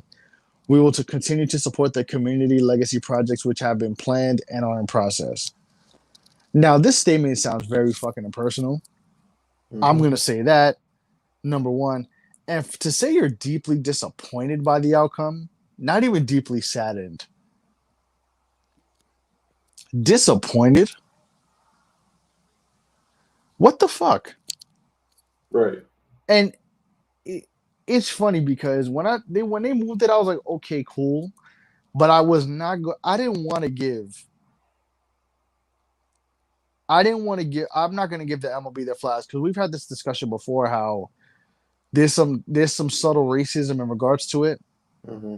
and how the MLB treats players, especially black players. So you know, remember, Atlanta is the same city that Hank Aaron refused to move to because of segregation. Right. Like we have to remember that. You Mm-hmm. know, and there's also something else too where Howard Bryan, who was one of the sports reporters for ESPN previously, said the MLB's decision to move was the result of corporate sponsor pressure. It was not the result of a player threat and boycott. And the players didn't even vote on this issue. And the Players Alliance, who are the group of players that are organized to engage in social justice issues, were gonna play as normal. They told the Players Association they plan to play as normal whether the game was in Atlanta or moved. So are you really doing this because of voter laws, or are you doing this because the money was about to go down? Uh, man, this politics shit is so intertwined with sports is insane. And it's hilarious because people say Taking over sports, bro. there was a reporter or a person with a verified account who was talking about how like it's been crazy how politics has been intertwined with sports recently. And I'm like, bro, were you not around when like Muhammad Ali was around when you know Tommy Smith in the Olympics and Carlos and you know Jackie fucking Robinson? Yeah, that's the thing. So let me rephrase what I'm saying. It's crazy now. It's crazier now, and it's probably because we got social media. Because the moment something happens, they expect the athletes to talk about it. Sometimes they don't even know what the fuck is going on. It's hard to focus on what's going on in the outside world when you just focus on your craft all the time. Yeah, So you keep up with what's being said here and there, and then you want the players. You put a mic in their face. They said, "So what do you think about this?" It's like, bro, I just came out and I put up 40 points. I don't know what the fuck is going on. yeah. And granted, like a lot of these guys, even with that, are still keep being afloat of what's going on in regards to the political climate of the world. And the thing is that it just made me laugh because I'm like, yo, I'm not gonna give the MLB credit for this. I kept when I was reading, I'm like, I'm not giving them credit for this because something doesn't seem right. Mm-hmm. Because I'm like, okay, cool, they made the move, but there was something involved in it, and it obviously was more the corporate sponsorship over what really was going on. And in that same way, I told you about how they wanted him. You know, this is the same city that tried to beg Hank Aaron to move there despite the segregation laws. In 1964, my father was born, mind you, bro. Like this has been going on for fucking years in Atlanta. Yeah. Hey man, to them they don't fucking care about racism. The business, as long as the money's there, they'll be racist for that shit. The business triumphs the racism. Instead of doing the right thing and being about business, I've been being about having business and equal opportunity and stuff. Man, fuck it, we'll just be racist and we'll still get our money. Right, because at the end of the day, these white folks that's in control for the most part, they really want their money, but they also want their money with privilege. Exactly. Like, So I want to oppress people, but I also want to get paid because that's the way it's supposed to be. It's always been that way. You make money off of multiple, when they say multiple streams of income, that's very much the wealthy's way of getting it with anarchy, oppression from people they perceive to be lower class, which they are of higher class dominancy. They just don't have the money to back it. So, hold on, you can't forget sensationalizing the trauma. yeah, because it's like I said, it's like the whole time they were saying Black Lives Matter for like a month, and then it was like, all right, we don't need to really talk about that anymore. Right. Making money off of that, and that's another conversation to be had as well. Definitely. I don't know if you're watching this game, but Gonzaga's up 2 with 54 seconds left. Yeah, I'm watching. I bet. Yeah, it's gonna be interesting, man. Hold on a second. Before, all right. So, all right, man. So we got serious. We got everything out the way. You got anything else to say about baseball? I know, like you said, we about to get into we in WrestleMania season, but it's gonna be really a lot next week. I mean, we should have it. We're gonna have an interesting podcast next week about WrestleMania. Yeah. I mean, I don't know. We might have some people come through. We may not. We're gonna call that episode the Sin Cara Battle Royal. No, I'm playing. Nah, I don't even know if we could say the Andre Battle Royal because we actually got stars coming through. So I was gonna call it the. I was gonna call it the. I'm gonna think of a random person to call that shit. We're gonna call that episode the Blank Battle Royal.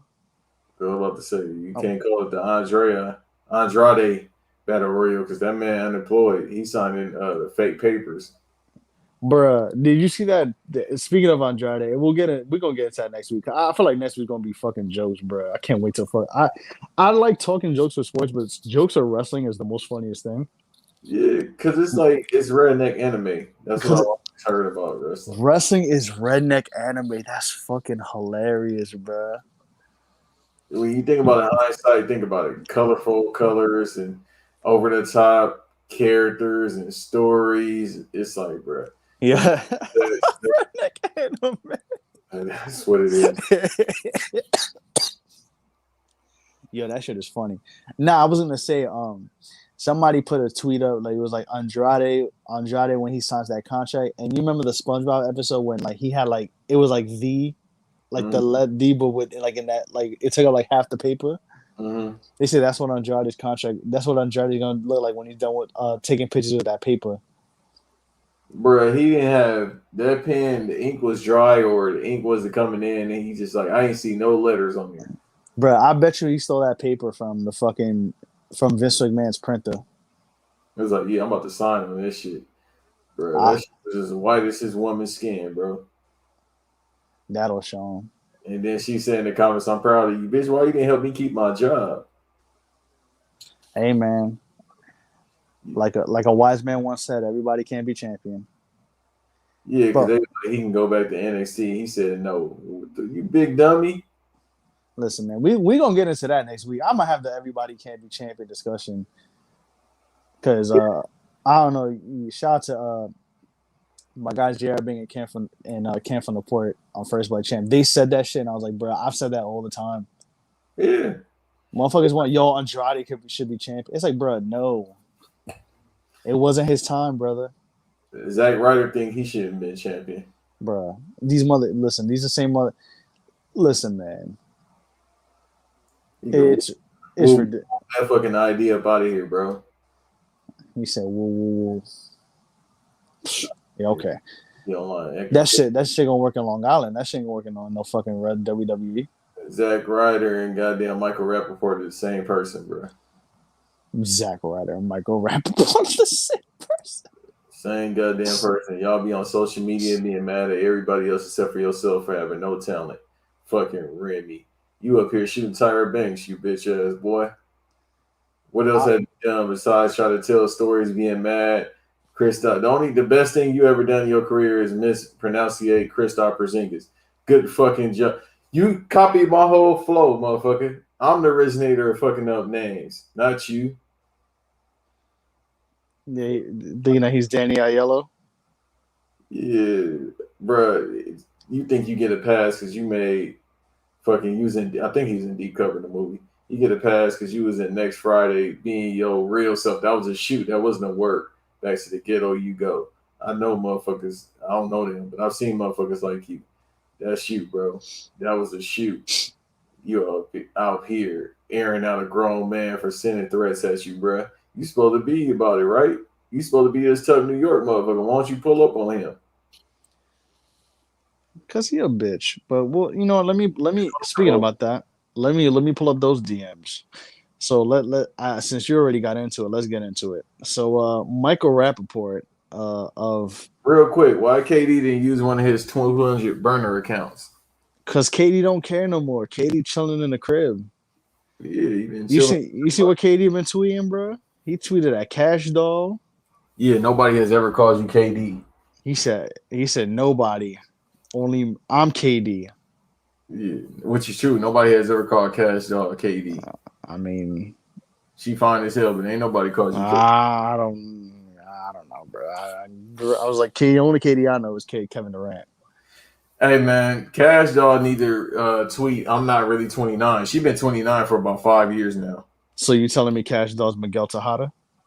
Yeah, somebody hiding their age. You are hiding your age. She been old. You remember Miguel Tejada? You remember Miguel Tejada was hiding his age? Bruh, it's one day we're gonna have a conversation about a couple people hiding their age. About to be the name of this episode. Cash Doll's Miguel Tejada. No, that's not. Okay. So Michael Rappaport Was 45 years old. You said what? Shabazz Muhammad was 45. Speaking of UCLA, Shabazz Muhammad was 45. Now, what was homie who used to play for Oklahoma State, the quarterback? shit, I think I know who you're talking about. Brandon Whedon. He wasn't like 25 playing with 16-year-olds. That seemed about right because Zion, man, he was out there in North Carolina going crazy. I'm like, bro, I know he legit 16 years old, but come on, man. Nah, just that water in South Carolina is different. What's the South, bro? Ain't shit to do but eat and work out. Hey man, shout to Zion, bro. He's been balling. What they call him now, the point guard Shaq? He been playing point forward, balling out, but shout to Zion. Wait, Man. so he at the 4 or the 1? He's at the 4, but he's been bringing up the ball sometimes. Bro, why? They've been letting him just go. They've been letting him just do what he got to do, bro. He's been killing everybody. Hey, I had that idea a couple years ago. I was like, why don't they put him at the 1? Bro, imagine him as a pure point guard.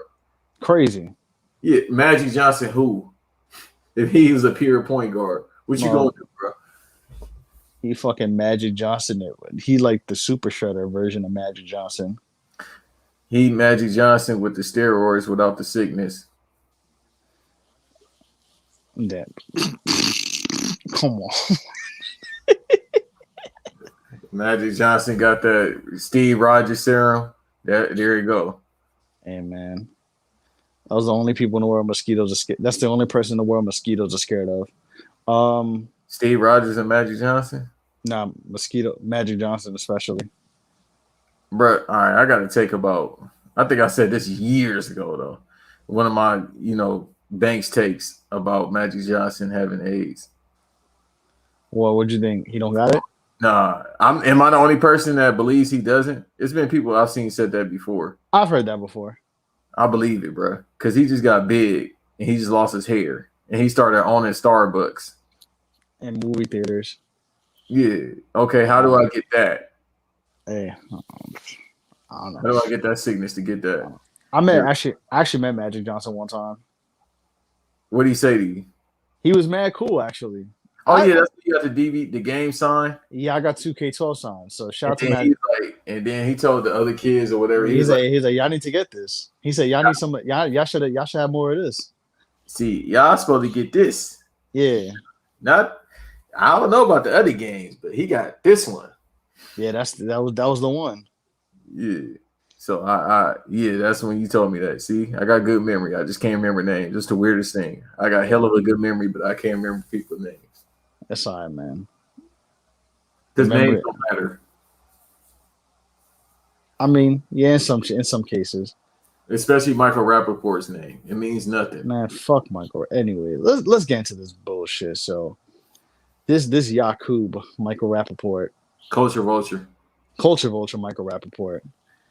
You know what's ironic? His Twitter avi is of one Takashi with his face on it. It's it's very accurate. It's pretty crazy. Y'all know all y'all talking about the stupid ass barbecue. Yeah, there you go. Invite him to the barbecue. He the fucking feds. So let's get into it. On his Instagram, he put with the location Snake Island.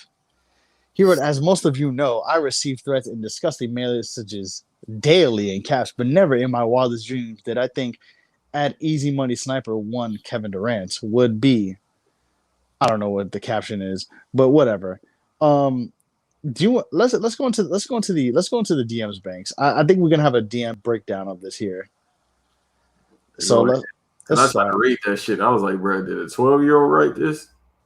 He wrote, KD seemed deeply on Twitter. Let's see this. KD seemed deeply in his feelings with the NBA on TNT crew after the game. Damn it, he's super sensitive about everything. He spelled damn it. Yeah, people tend, include myself, when you go into DMs, you're not there to, be goddamn Edgar Allan Poe. No, he tweeted. No, Michael Rappaport tweeted this and said, "Don't do the interview." KD DM'd him on Instagram and said, "You a bitch." ... Michael Rappaport replied the next day, "Just do the fucking interview, and if you're upset about something they've said, say something. Up there looking like you were gonna cry and shit." Kevin Durant said, "I did the interview, you dickhead. Tell your baby daddy Chuck to be better at his job and frame his questions better. He gave me 2 options for that dumbass question. Yes or no." His baby daddy who? So, okay, let me. So, Michael Rappaport said, "Just do the fucking interview, and if you're upset about something, they've said say something. You up there looking like you were gonna cry and shit." KD responded and said, "I did the interview, you dickhead. Tell your baby daddy Chuck to be better at his job and frame his questions better." Chuck who? Charles Barkley. Okay, yeah, I knew he had a problem with Charles Barkley just based on that interview. Yeah, because you remember that. Yeah, you remember that. Interview. Yeah. He just said yes or no. He just gave. He answered the. He answered that he did that interview. He did that interview in a way that Greg Popovich will be proud of. Yes, and then that's when we got that hilarious reaction from Chuck. Yeah, that was game 1 too. That was game 1 of the. Yep, literally the beginning of the season. And to continue, Kevin Durant said he gave me 2 options for that dumbass question: yes or no. So, following along, somebody said, "I don't know why." So, Charles, you remember when KD said, "I don't know why they still ask for this idiot's opinion." Mm-hmm. And Michael Rappaport put an Instagram story saying, "If someone called that Easy Money Sniper an idiot, he would literally cry on TV." So Kevin Durant says, "I heard it all before, you cunt. Chuck doesn't." By the way, this is a parental advisory. I'm not repeating this. I don't say this around my people, but I'm just reading what is written in his DMs, bro. Yeah, you definitely an old white man if you say the C word, being KD. Like, bro, I only said that word like twice, and I'm like, yeah, it just don't roll. Yeah, that's not part of our vernacular. Yeah. But he said, "I heard it all before, you cunt. Chuck doesn't need you as security, you pale, pasty, cum guzzling bitch." Let's go. Wait, hold on now. Wait a minute. Let's not go, bro. Pause on that, KD. Why is he like a Call of Duty lobby room, bro? Bro, do you know who we're talking about here? This is Kevin Durant. No, he really might be an incel. Like, bro, that's something that you say on Xbox Live. That combination, he must have had one of his white homeboys say that shit, bro. Yo, honestly, bro, you may have brought up a good point. Like, who talks like that, bro? Kevin Durant might be an incel. Do you think Kevin Durant's an incel? He got burner accounts. What'd that tell you? I mean, you do have a point there. Like, bro, and then the way he's saying it, like, yo, you cunt, you goddamn, you know what, guzzling. Like, bro, who says that, bro? I know they talk in a certain vernacular from Baltimore, but come on, bro. Or Maryland, wherever you're from. That is true. So for him to say it in that way, like, yo, you don't tell another grown man, yo, pause. That's a big pause right there. Tell a grown man, you guzzling what? But you keep going, bro. I just he definitely sounded like he took 20 sips of Mountain Dew and this enraged his system. Yeah, he definitely sounded like the controller wasn't working. Okay, yeah. So he says, hold on, I'm reading it before. Okay, so what was the last one? Oh yeah, the guzzling bitch. Yeah, I'm not gonna go back and say that. He said. Then he continues. Kevin Durant says, "I swear I'm gonna spit in your face when I see your dirty ass."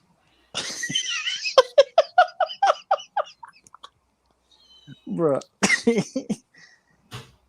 he was mean, he was big mad. bruh, he is like he's 6'11", 7 feet. So He just gonna spit down. He gonna be looking at all this doesn't work. he gonna be looking like Michael Rappaport, like the Street Fighter Alpha 2 cover when Akuma's looking down Ryu. Yeah, all this is very inappropriate phrasing. You went from that to looking down, spitting on people. Yeah. And then, okay, we're just reading this. We're just reading this. All right. So I swear I'm gonna spit in your face when I see your dirty ass. That's what Kevin Durant said to Michael Rappaport, people. And somebody in your face, you gotta run the fade, bro. Hold on. Then let's continue. No, he there's another 6 messages left. He said, "Bet your life on it. Meet me on West 17th tomorrow at 10. Or better yet, what's your address? 10 a.m. at Catch Steak on the corner. Meet me there, pussy." Yeah, I like that energy more. But dog, yo, the fact that he said meet me on West 17, like as if that's the hood. That's in Manhattan, bro. They're gonna call the police ASAP. At Catch Steak, bro. Who goes to Catch Steak at 10 in the morning to go fight? You go there to go get the goddamn blueberry or organic muffin, bro. Well, bro, how you want to go fight at Catch Steak? That's crazy that I know that that's in Manhattan too. That's how you know he mad as hell. I don't know where that goofy stay at. I think he's staying in LA, Michael Rappaport. So him telling him to meet him in his own area is crazy. Well, I don't know. I don't give a fuck if Michael Rappaport stay. Fuck him anyways, but we got to say it so KD can find him easily because I'm like, bro, if he way thousands of miles away, you better get on that private jet to LA. You ain't doing shit. You got a house in Malibu anyway. Listen, Michael Rappaport thinks he's down because he did Higher Learning and because he's the Tribe Called Quest documentary. Bro, but the thing is, hold on for a second. Why are people giving him a pass for doing Higher Learning? Like he was a skinhead. You see, that's the thing. I didn't give him a pass. I'm just saying people be giving him a damn No, not pass. you, but that's what I'm saying. Like, bro, he was in a movie with legends, but he shot 2 legends. Exactly. Like, bro, he shot Tyra Banks. You don't punk it. Get your pussy ass up out of here, bro. You ain't shoot Tyra Banks' fine ass. And she from Inglewood. Man, fuck Michael Rappaport. Yeah, the movie with Busta Rhymes and Q, of course, Q, his ass got a Napoleon complex. He be mad in every movie. He's ready to turn up from the beginning, him and Busta. Word. Yeah, you remember when Busta Rhymes would beat Michael Myers' ass in Halloween 2000? Yeah, that's a shoot. What I say the other day about Busta Rhymes, bro, you see how he used social media? That tell you his age and his mindset. Like all the old heads that really know how to do Instagram, they find like old ass pictures. They wish everybody happy C-Day. Like, bro. Yeah. Happy birthday, King. Beloved. Because he deep. Like he was in his 5% of bad, but he knee deep in that shit now as an older person. Yeah, no, he's super into it, but he's still ready for war. Like, yeah. Like, and every time I read his captions, I just hear his voice. Yeah. Busta Rhymes need to do like a children's book or something. Bruh, that's called a horror novel. Why would you want to do that to kids? Why? What's that? Are you thinking about that tweet? It's Goosebumps. Imagine Busta Rhymes reading Goosebumps. Yeah. Woo-ha! Oh shit! Nightmares.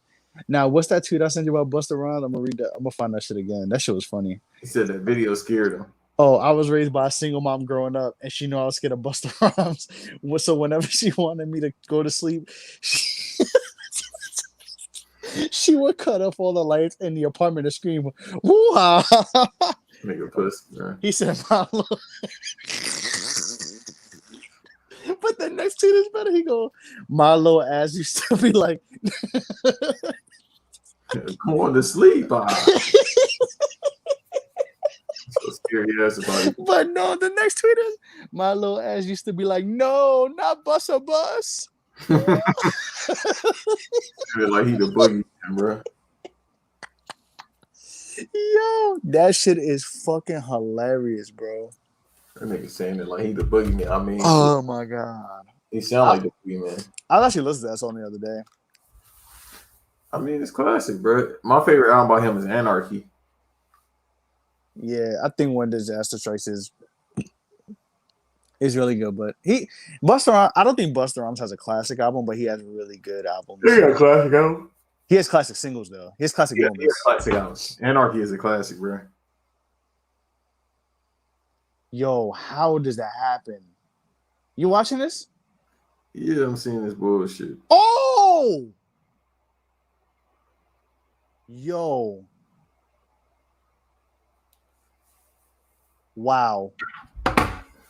Yeah, we still watching UCLA game. They ain't OT. Yo, I'm sorry, yo. We got really we still in KD Michael Rappaport, but Gonzaga UCLA just went absolutely crazy. This is probably the best. This is probably the best game of the tournament for the men's. Yeah, absolutely. I ain't gonna hold you. I ain't watching no national game with Gonzaga in it. You know, being Gonzaga Baylor should be good. I'll tune into it, but I think being UCLA were 14-point underdogs in this game, considering how good Gonzaga's been. Man, we playing defense though. They were playing defense. They get the putback in the layup, and then he just puts a 3 up, a fucking prayer that just goes off the backboard and in. I mean, and that was a big move by Johnny Juzang too. And then this dude, you don't want to foul Suggs, and oh man, that's incredible. Yeah, I ain't watching that shit. Yo, what a fucking ending. Fuck this up. I don't give a fuck about no Hannah Morrison. That shit is crazy. Hold on, man. I'm gonna go back to these tweets. I'm gonna go back to these tweets real quick. All right, so let's get back to KD and Michael Rappaport. I like how this is the Ranger show you work. We went from Michael Rappaport to Busta Rhymes and kids being scared of Busta Rhymes and shit. No, not Busta Bus. No, not Busta Bus. That about to be the title of this episode. No, not Busta Bus. Yeah, we got a couple. We got a couple times, but we might have to go with that. No, not Busta Bus is hilarious. All right, so KD in the saga of their DMs, Kevin Durant told Michael Rappaport to go fight him at Catch Steak, which is fucking hilarious at 10 a.m. Incredible. So let's continue. Michael Rappaport responded to him eventually. Go help the kids in Brownsville, Brooklyn, and stop being a fucking puss.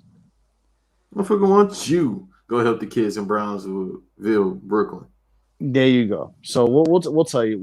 We'll get into that. Continuing on. Kevin Durant responds, "You a bitch for even caring about how I do an interview. All you do is cocksuck other men for attention." Damn, bro, he really Trump. Wait. What's wrong with this man, bro? Trump didn't pay attention to your sorry ass, so now you want to use everybody else to get views and laughs. Your life is a joke, you fucking pale cocksucker. Go get some sun. It's fucking what you. Hold on. Let me finish, bruh.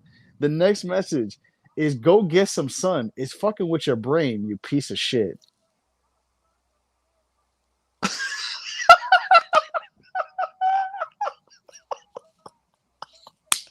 Banks, do you hear this? No, why is this man so nasty, bro? He said, "Go get some sun. It's fucking with your brain." He didn't call this man all type and a pale cocksucker. No, he had this Asian do that, bro. No, he did. That was Kevin Durant, bro. He with this shit. It's a nasty motherfucker, bro. You love Oh shit, bro. This shit is like yo. I think this was built in, bro. I think Michael Rappaport wanted to be a Nets fan. Like, I think he said, you know what? Kevin Durant took on Kevin Durant grabbed the spirit. You know the gif of when Goku has it, please don't kill me, Dragon Ball Z fans. When Goku had the spirit bomb and he just had it all like piled up, ready. I think that was Kevin Durant holding the collective hate and the collective disdain of Michael Rappaport of millions of people, especially millions of Black and Hispanic people. Like, he held that and was like, let me throw this spirit bomb at him. He's a nasty little motherfucker. He hit him with the spirit bomb, bro. And of course, you know how we know Michael Rappaport getting his ass kicked in this argument. You know why? Because his response again: go to Brownsville and help the people that need it, goofball. Right now, I said meet up. But at the same time, if he telling me all this like nasty stuff, I ain't. Hey, nah, bro, you good? I don't even want to meet up with you, bro. You on some funny shit. So let's continue. Because Kevin Durant still has not stopped. Kevin Durant is Rich Homie Quan. He will never stop going in. I mean, it's a lot of phrasing once again. I promise I will never stop going in. It's a lot of phrasing going on. I, pro- I promise I will never stop going in. Again, ask RR. Okay, I'm sorry. Rich, this is not a rich. This is not a Rich Homie Quan mixtapes podcast. You losing me with the Rich Homie Quan talk. I'm like, hey, bro. Hey man, that's what Kevin Durant was doing. You know, he was acting like he was from where Rich Homie Quan is, and Still not go, section, but phrasing, but Atlanta. still going in reloaded. All right. So Yeah. Kevin Durant responds, "You go do it, you clown. Good for you, but nobody gives a fuck. Suck a dick. Can't wait to tell you all this in person." Why is this man just horny, bro? But then Kevin Durant kept going with 5 laughing emojis. You called your lawyer like the pussy you are. Ha ha ha ha ha ha ha ha ha ha ha ha ha. You couldn't talk Portnoy talking shit. I guess Jay Portnoy, the other white man from Barstool. Defamation of character and 3 question marks. After that was 6 of the crying emojis. Pussy ass want a lawyer up.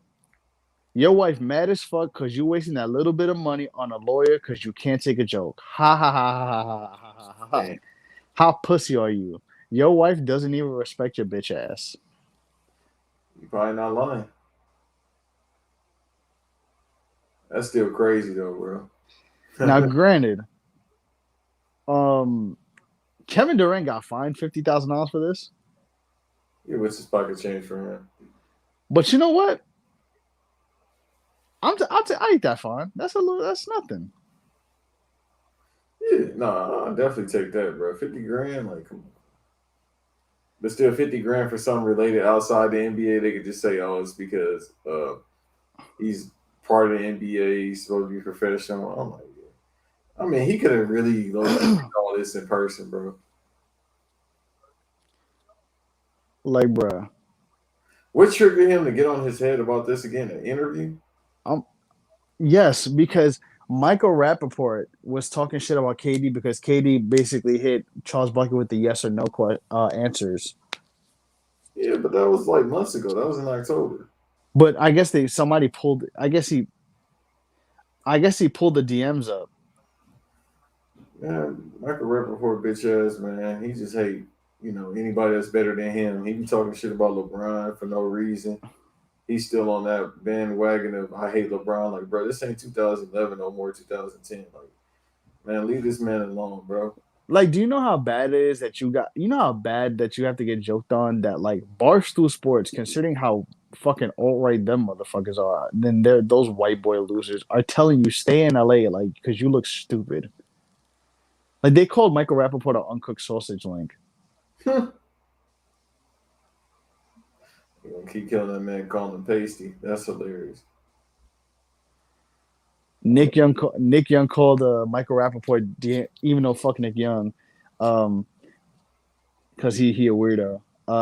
He said his Twitter was hacked when he was being misogynistic. We didn't forget about that, brother. But he called Michael Rappaport D-Lo. He called him D'Angelo Russell.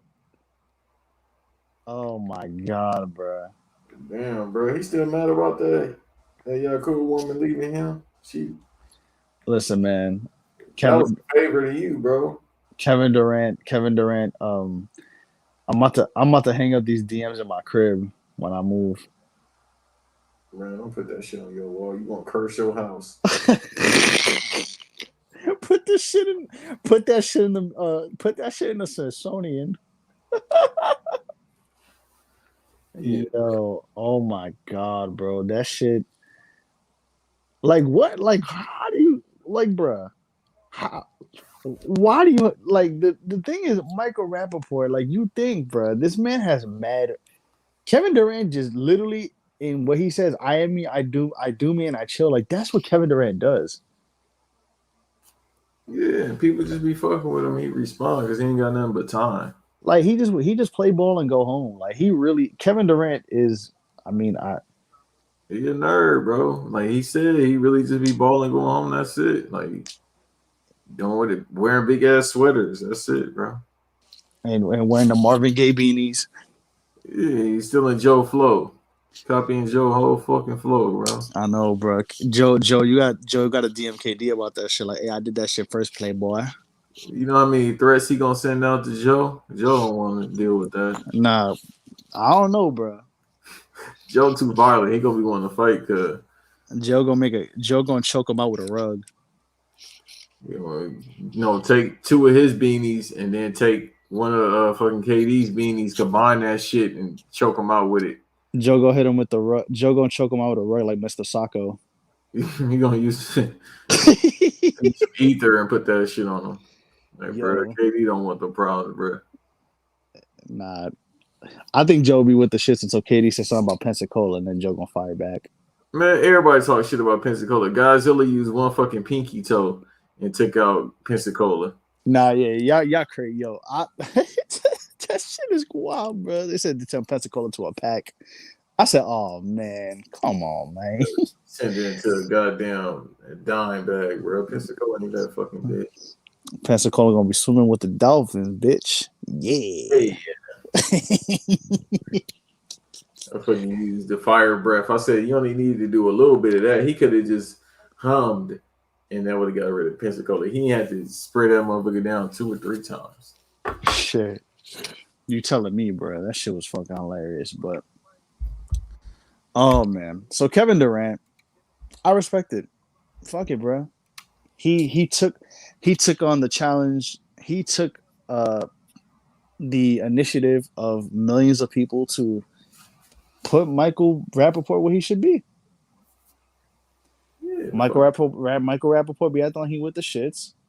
He lawyered up for defamation of character, and Kevin Durant called him out on it, like, "Oh, you pussy." Yeah, man, he's just a loud white boy. That's all that motherfucker Michael Rappaport is, a loud white boy from New York, bro. He not from New York. From Buffalo, I don't know. Where the fuck he from? Boston. If he from Boston, I really don't fuck with him. I hate Boston. I never been there. Only to go there. Only white boy that Brooklyn claims is Chris Mullin. Right. That's what I'm saying. I'm like, shit, there's white people from Brooklyn? Well, now it is, but yeah. Let's see. He was born in New York City, so he was born in Manhattan. This motherfucker grew up on the Upper East Side. Oh, get the man. He come from privilege, bro. A different type of privilege, an old New York privilege. I'll just say that. Listen, man. He's near 70th in York. That's all you need to know. Yeah, he from that area. You know what I mean? He just yeah. Banks, you been in New York. You know what's up. Yeah, him and Rosenberg. They that type of white boy where I listen to rap, so I could probably say the N word type motherfuckers. I don't fuck with Rosenberg either. Well, we don't need to get into that. We need to talk about Peter Rosenberg, bro. I don't talk about that man. Yeah, nah, me neither. I just remember what you said about Chuck D. That was 2014, motherfucker. I don't fuck with you. Yeah, man. So, anyways, let's Kevin Durant, thank you. I'm gonna say thank you. I don't know if Bank's gonna say thank you, but I'm gonna say for myself, thank you from the bottom of my heart, man. Being a cold player, all that other goofy shit, I don't care about, man. Pull up on people. Nah, he a cold ass player, but I respect it, bro. Somebody had to tell Michael Rappaport. Somebody had to do it. Players when they're gonna start hiring people to run up on people, man. You can't do it. Hire the people, bro. Nah, it's Kevin. Economy, man. Get your brother to do it. KD knew what he was doing. But last but not least, man.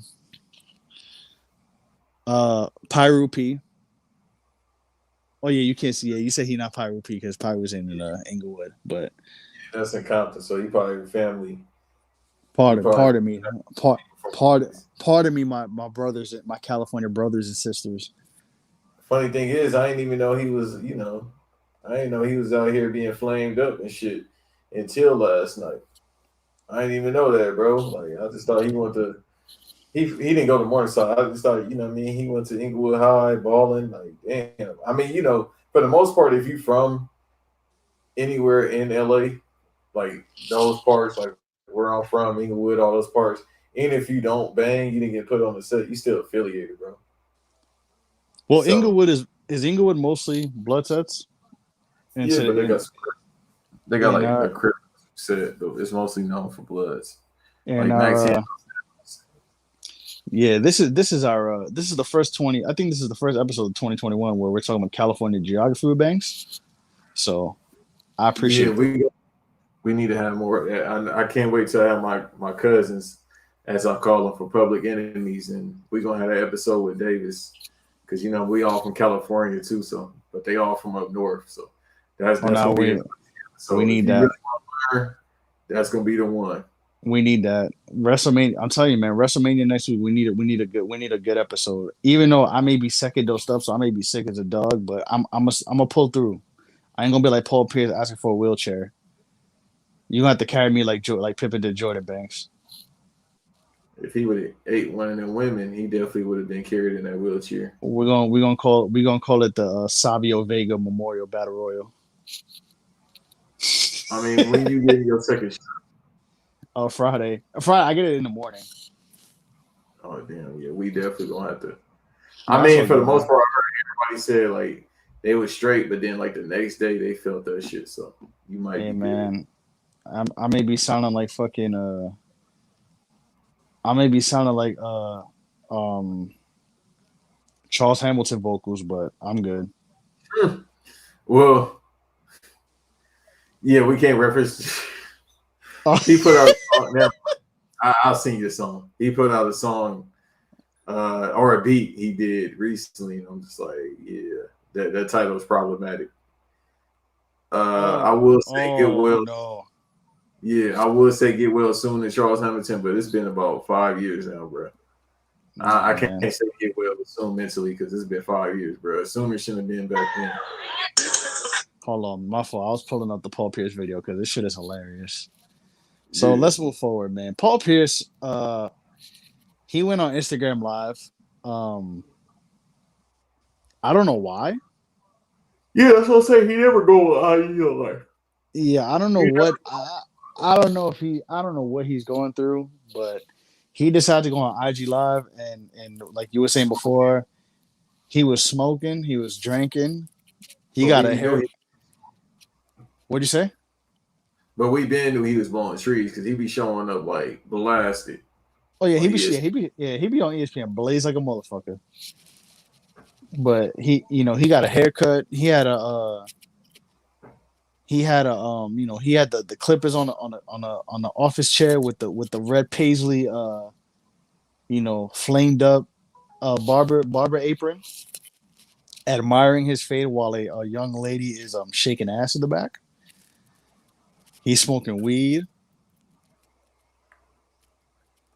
I thought it was Belly 3. You said what?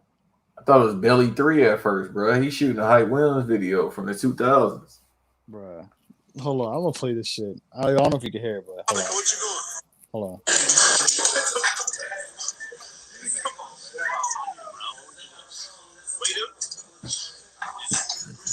Monica, you should be here. You can make some money, girl. Stop playing. Monica, what you doing?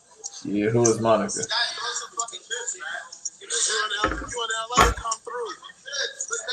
If you in LA, Monica, come through. You know what I'm saying?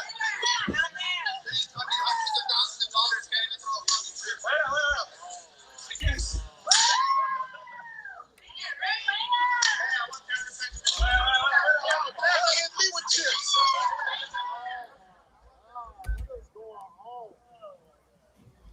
Why you saying Matt Sash like that? Oh my God, what is going on? Yeah, the accent is hilarious too. I'm like, bro, like he's always had the LA accent, but hearing it Now that he does more interviews, it's hilarious, bro. The wildest part is that, like, mind you, there's like 10 strippers in there, and they all dancing like Grand Theft Auto and touching him mad slow and shit. But the funniest part, did you see the comment where some horny man wrote, where Rachel Nichols at? Yeah, that's expected. Did Paul Pierce say anything to that? I haven't heard anything. I have not seen anything. No, he like, nah, bro. I don't know how ESPN gonna respond to anything he's done, but you know, if he would have definitely said something about Rachel Nichols, he probably would have been out of here. That's the main thing. Maybe he about to get fired, or maybe he quit ESPN, so he doing this. But at the same time, it's not like he playing a sport, but it is part of Disney. So, like, bro, I think the biggest problem is he's smoking, but at the same time, it is California too. mind you, there were only 300 people recording that Instagram live, so some fucking deviant was recording that shit, which is hilarious. But it's probably like thousands now. Like it's trending. It wasn't going crazy, but you know, still, I don't think ESPN or Disney has a problem with it. Like, somebody said that Paul Pierce was showing them strippers off like they were new shoes. he was, bro. I mean, one of them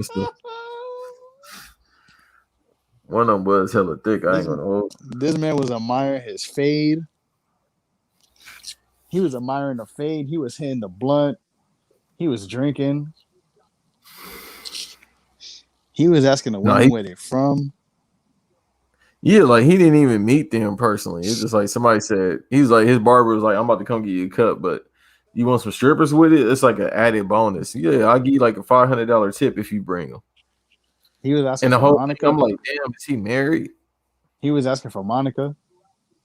Yeah, I want to know who this Monica is. I'm like, you know, because he was really saying you need to be out here making some money. Who is this Monica and why she should be making money? How does she look, Mr. Pierce?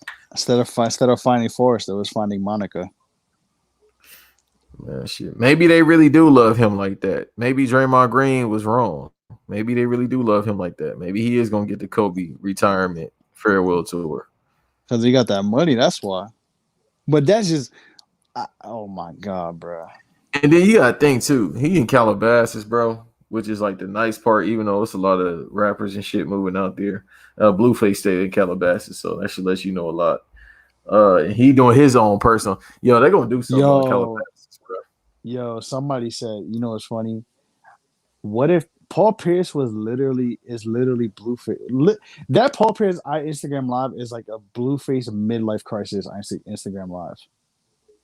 Yeah, bro. Like they about to do something about the Calabasas community because the niggas out here got strippers coming through fighting and shit. Like, yo, niggas got music playing loud. I'm paying $2 to $5 million or more for a house. Nah, bro. I'm about to be on the community team. The funny thing was Bradley Beal. I think Bradley Beal tweeted it when he's like, "Damn, you should have pressed close friends, buddy." Low key, bro. Bro, imagine that, bro. Like, think about that. Imagine that was supposed to be his IG live for his close friends, and he was probably so smacked and with all that stripper juice on him that he forgot to put that shit on. I believe it. And he probably didn't know how to do all that. He like, you can do that? Like, bro, I never heard of him. I didn't even know he had an IG, let alone know how to use IG live. So it probably was meant to be that way. But he was like, all right, because, you know, Paul Pierce be having goofy moments. And he been getting sunned lately on ESPN as well for all the LeBron slander. Jalen Rose got on your head like, bro, you a Hall of Famer. Jalen Rose was a good player, and he getting on your head, bro. One of these things is not like the other. He was really calling Monica, man. He was calling. Yeah, he was calling Monica like Fable called Barbara and tied it up. You know, he was calling Monica like Barbara.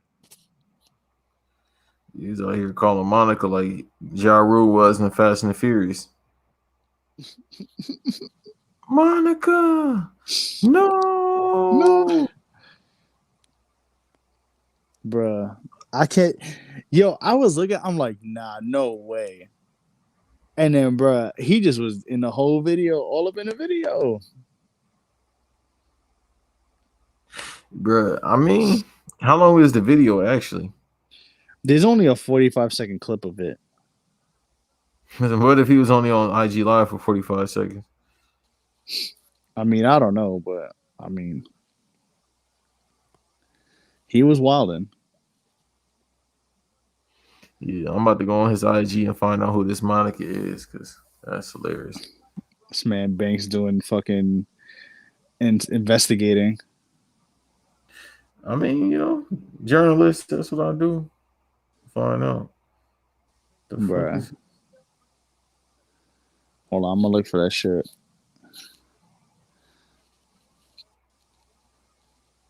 I'm gonna send it to you right now. It's only 45 seconds. That's the shit I played you, but dog. I can't even, bro. It's funny because I haven't heard anything either. Like anything about ESPN, nothing.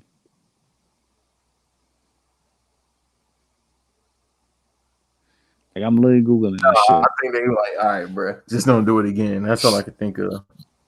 But for Paul Pierce to really do that, bro, it's hilarious.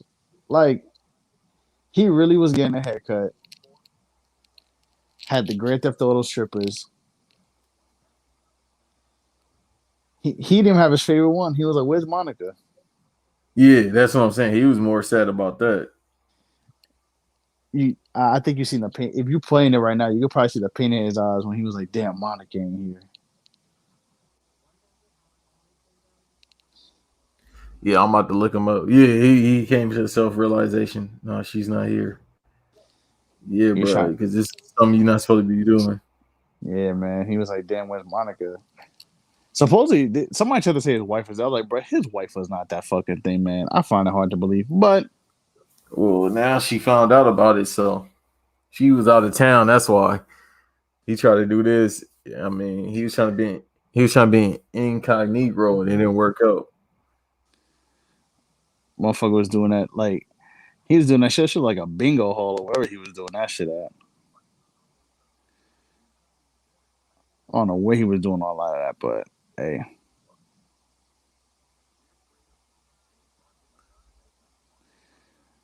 Shout out to On my phone. I mean, no, I'm not saying shout out to Paul Pierce, bro, because it's still Paul Pierce.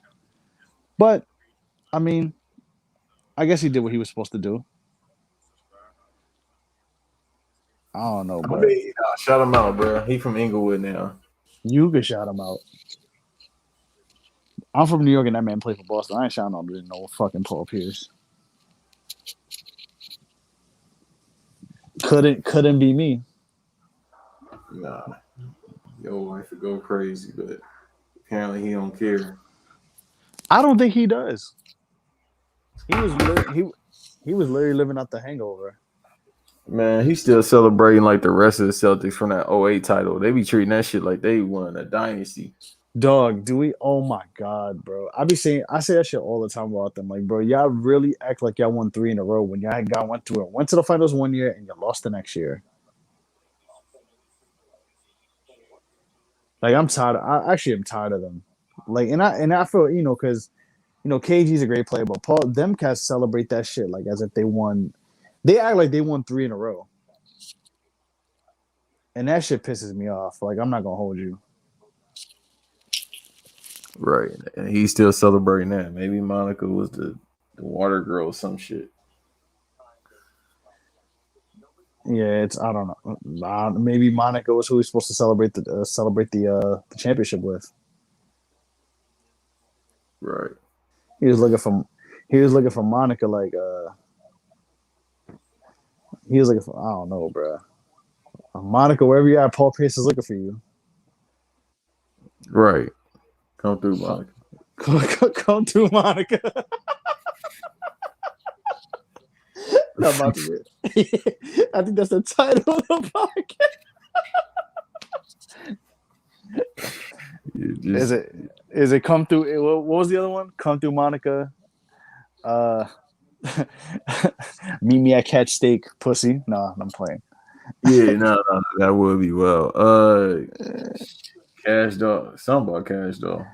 Nah, Kevin Durant, bruh. Bruh, that Paul Okay, Pierce shit is still funny, Cash bruh. Doll. It is. I gotta watch the full video. I just saw a little bit of it. But yeah, is that it? I think that's everything for this. I think we covered everything.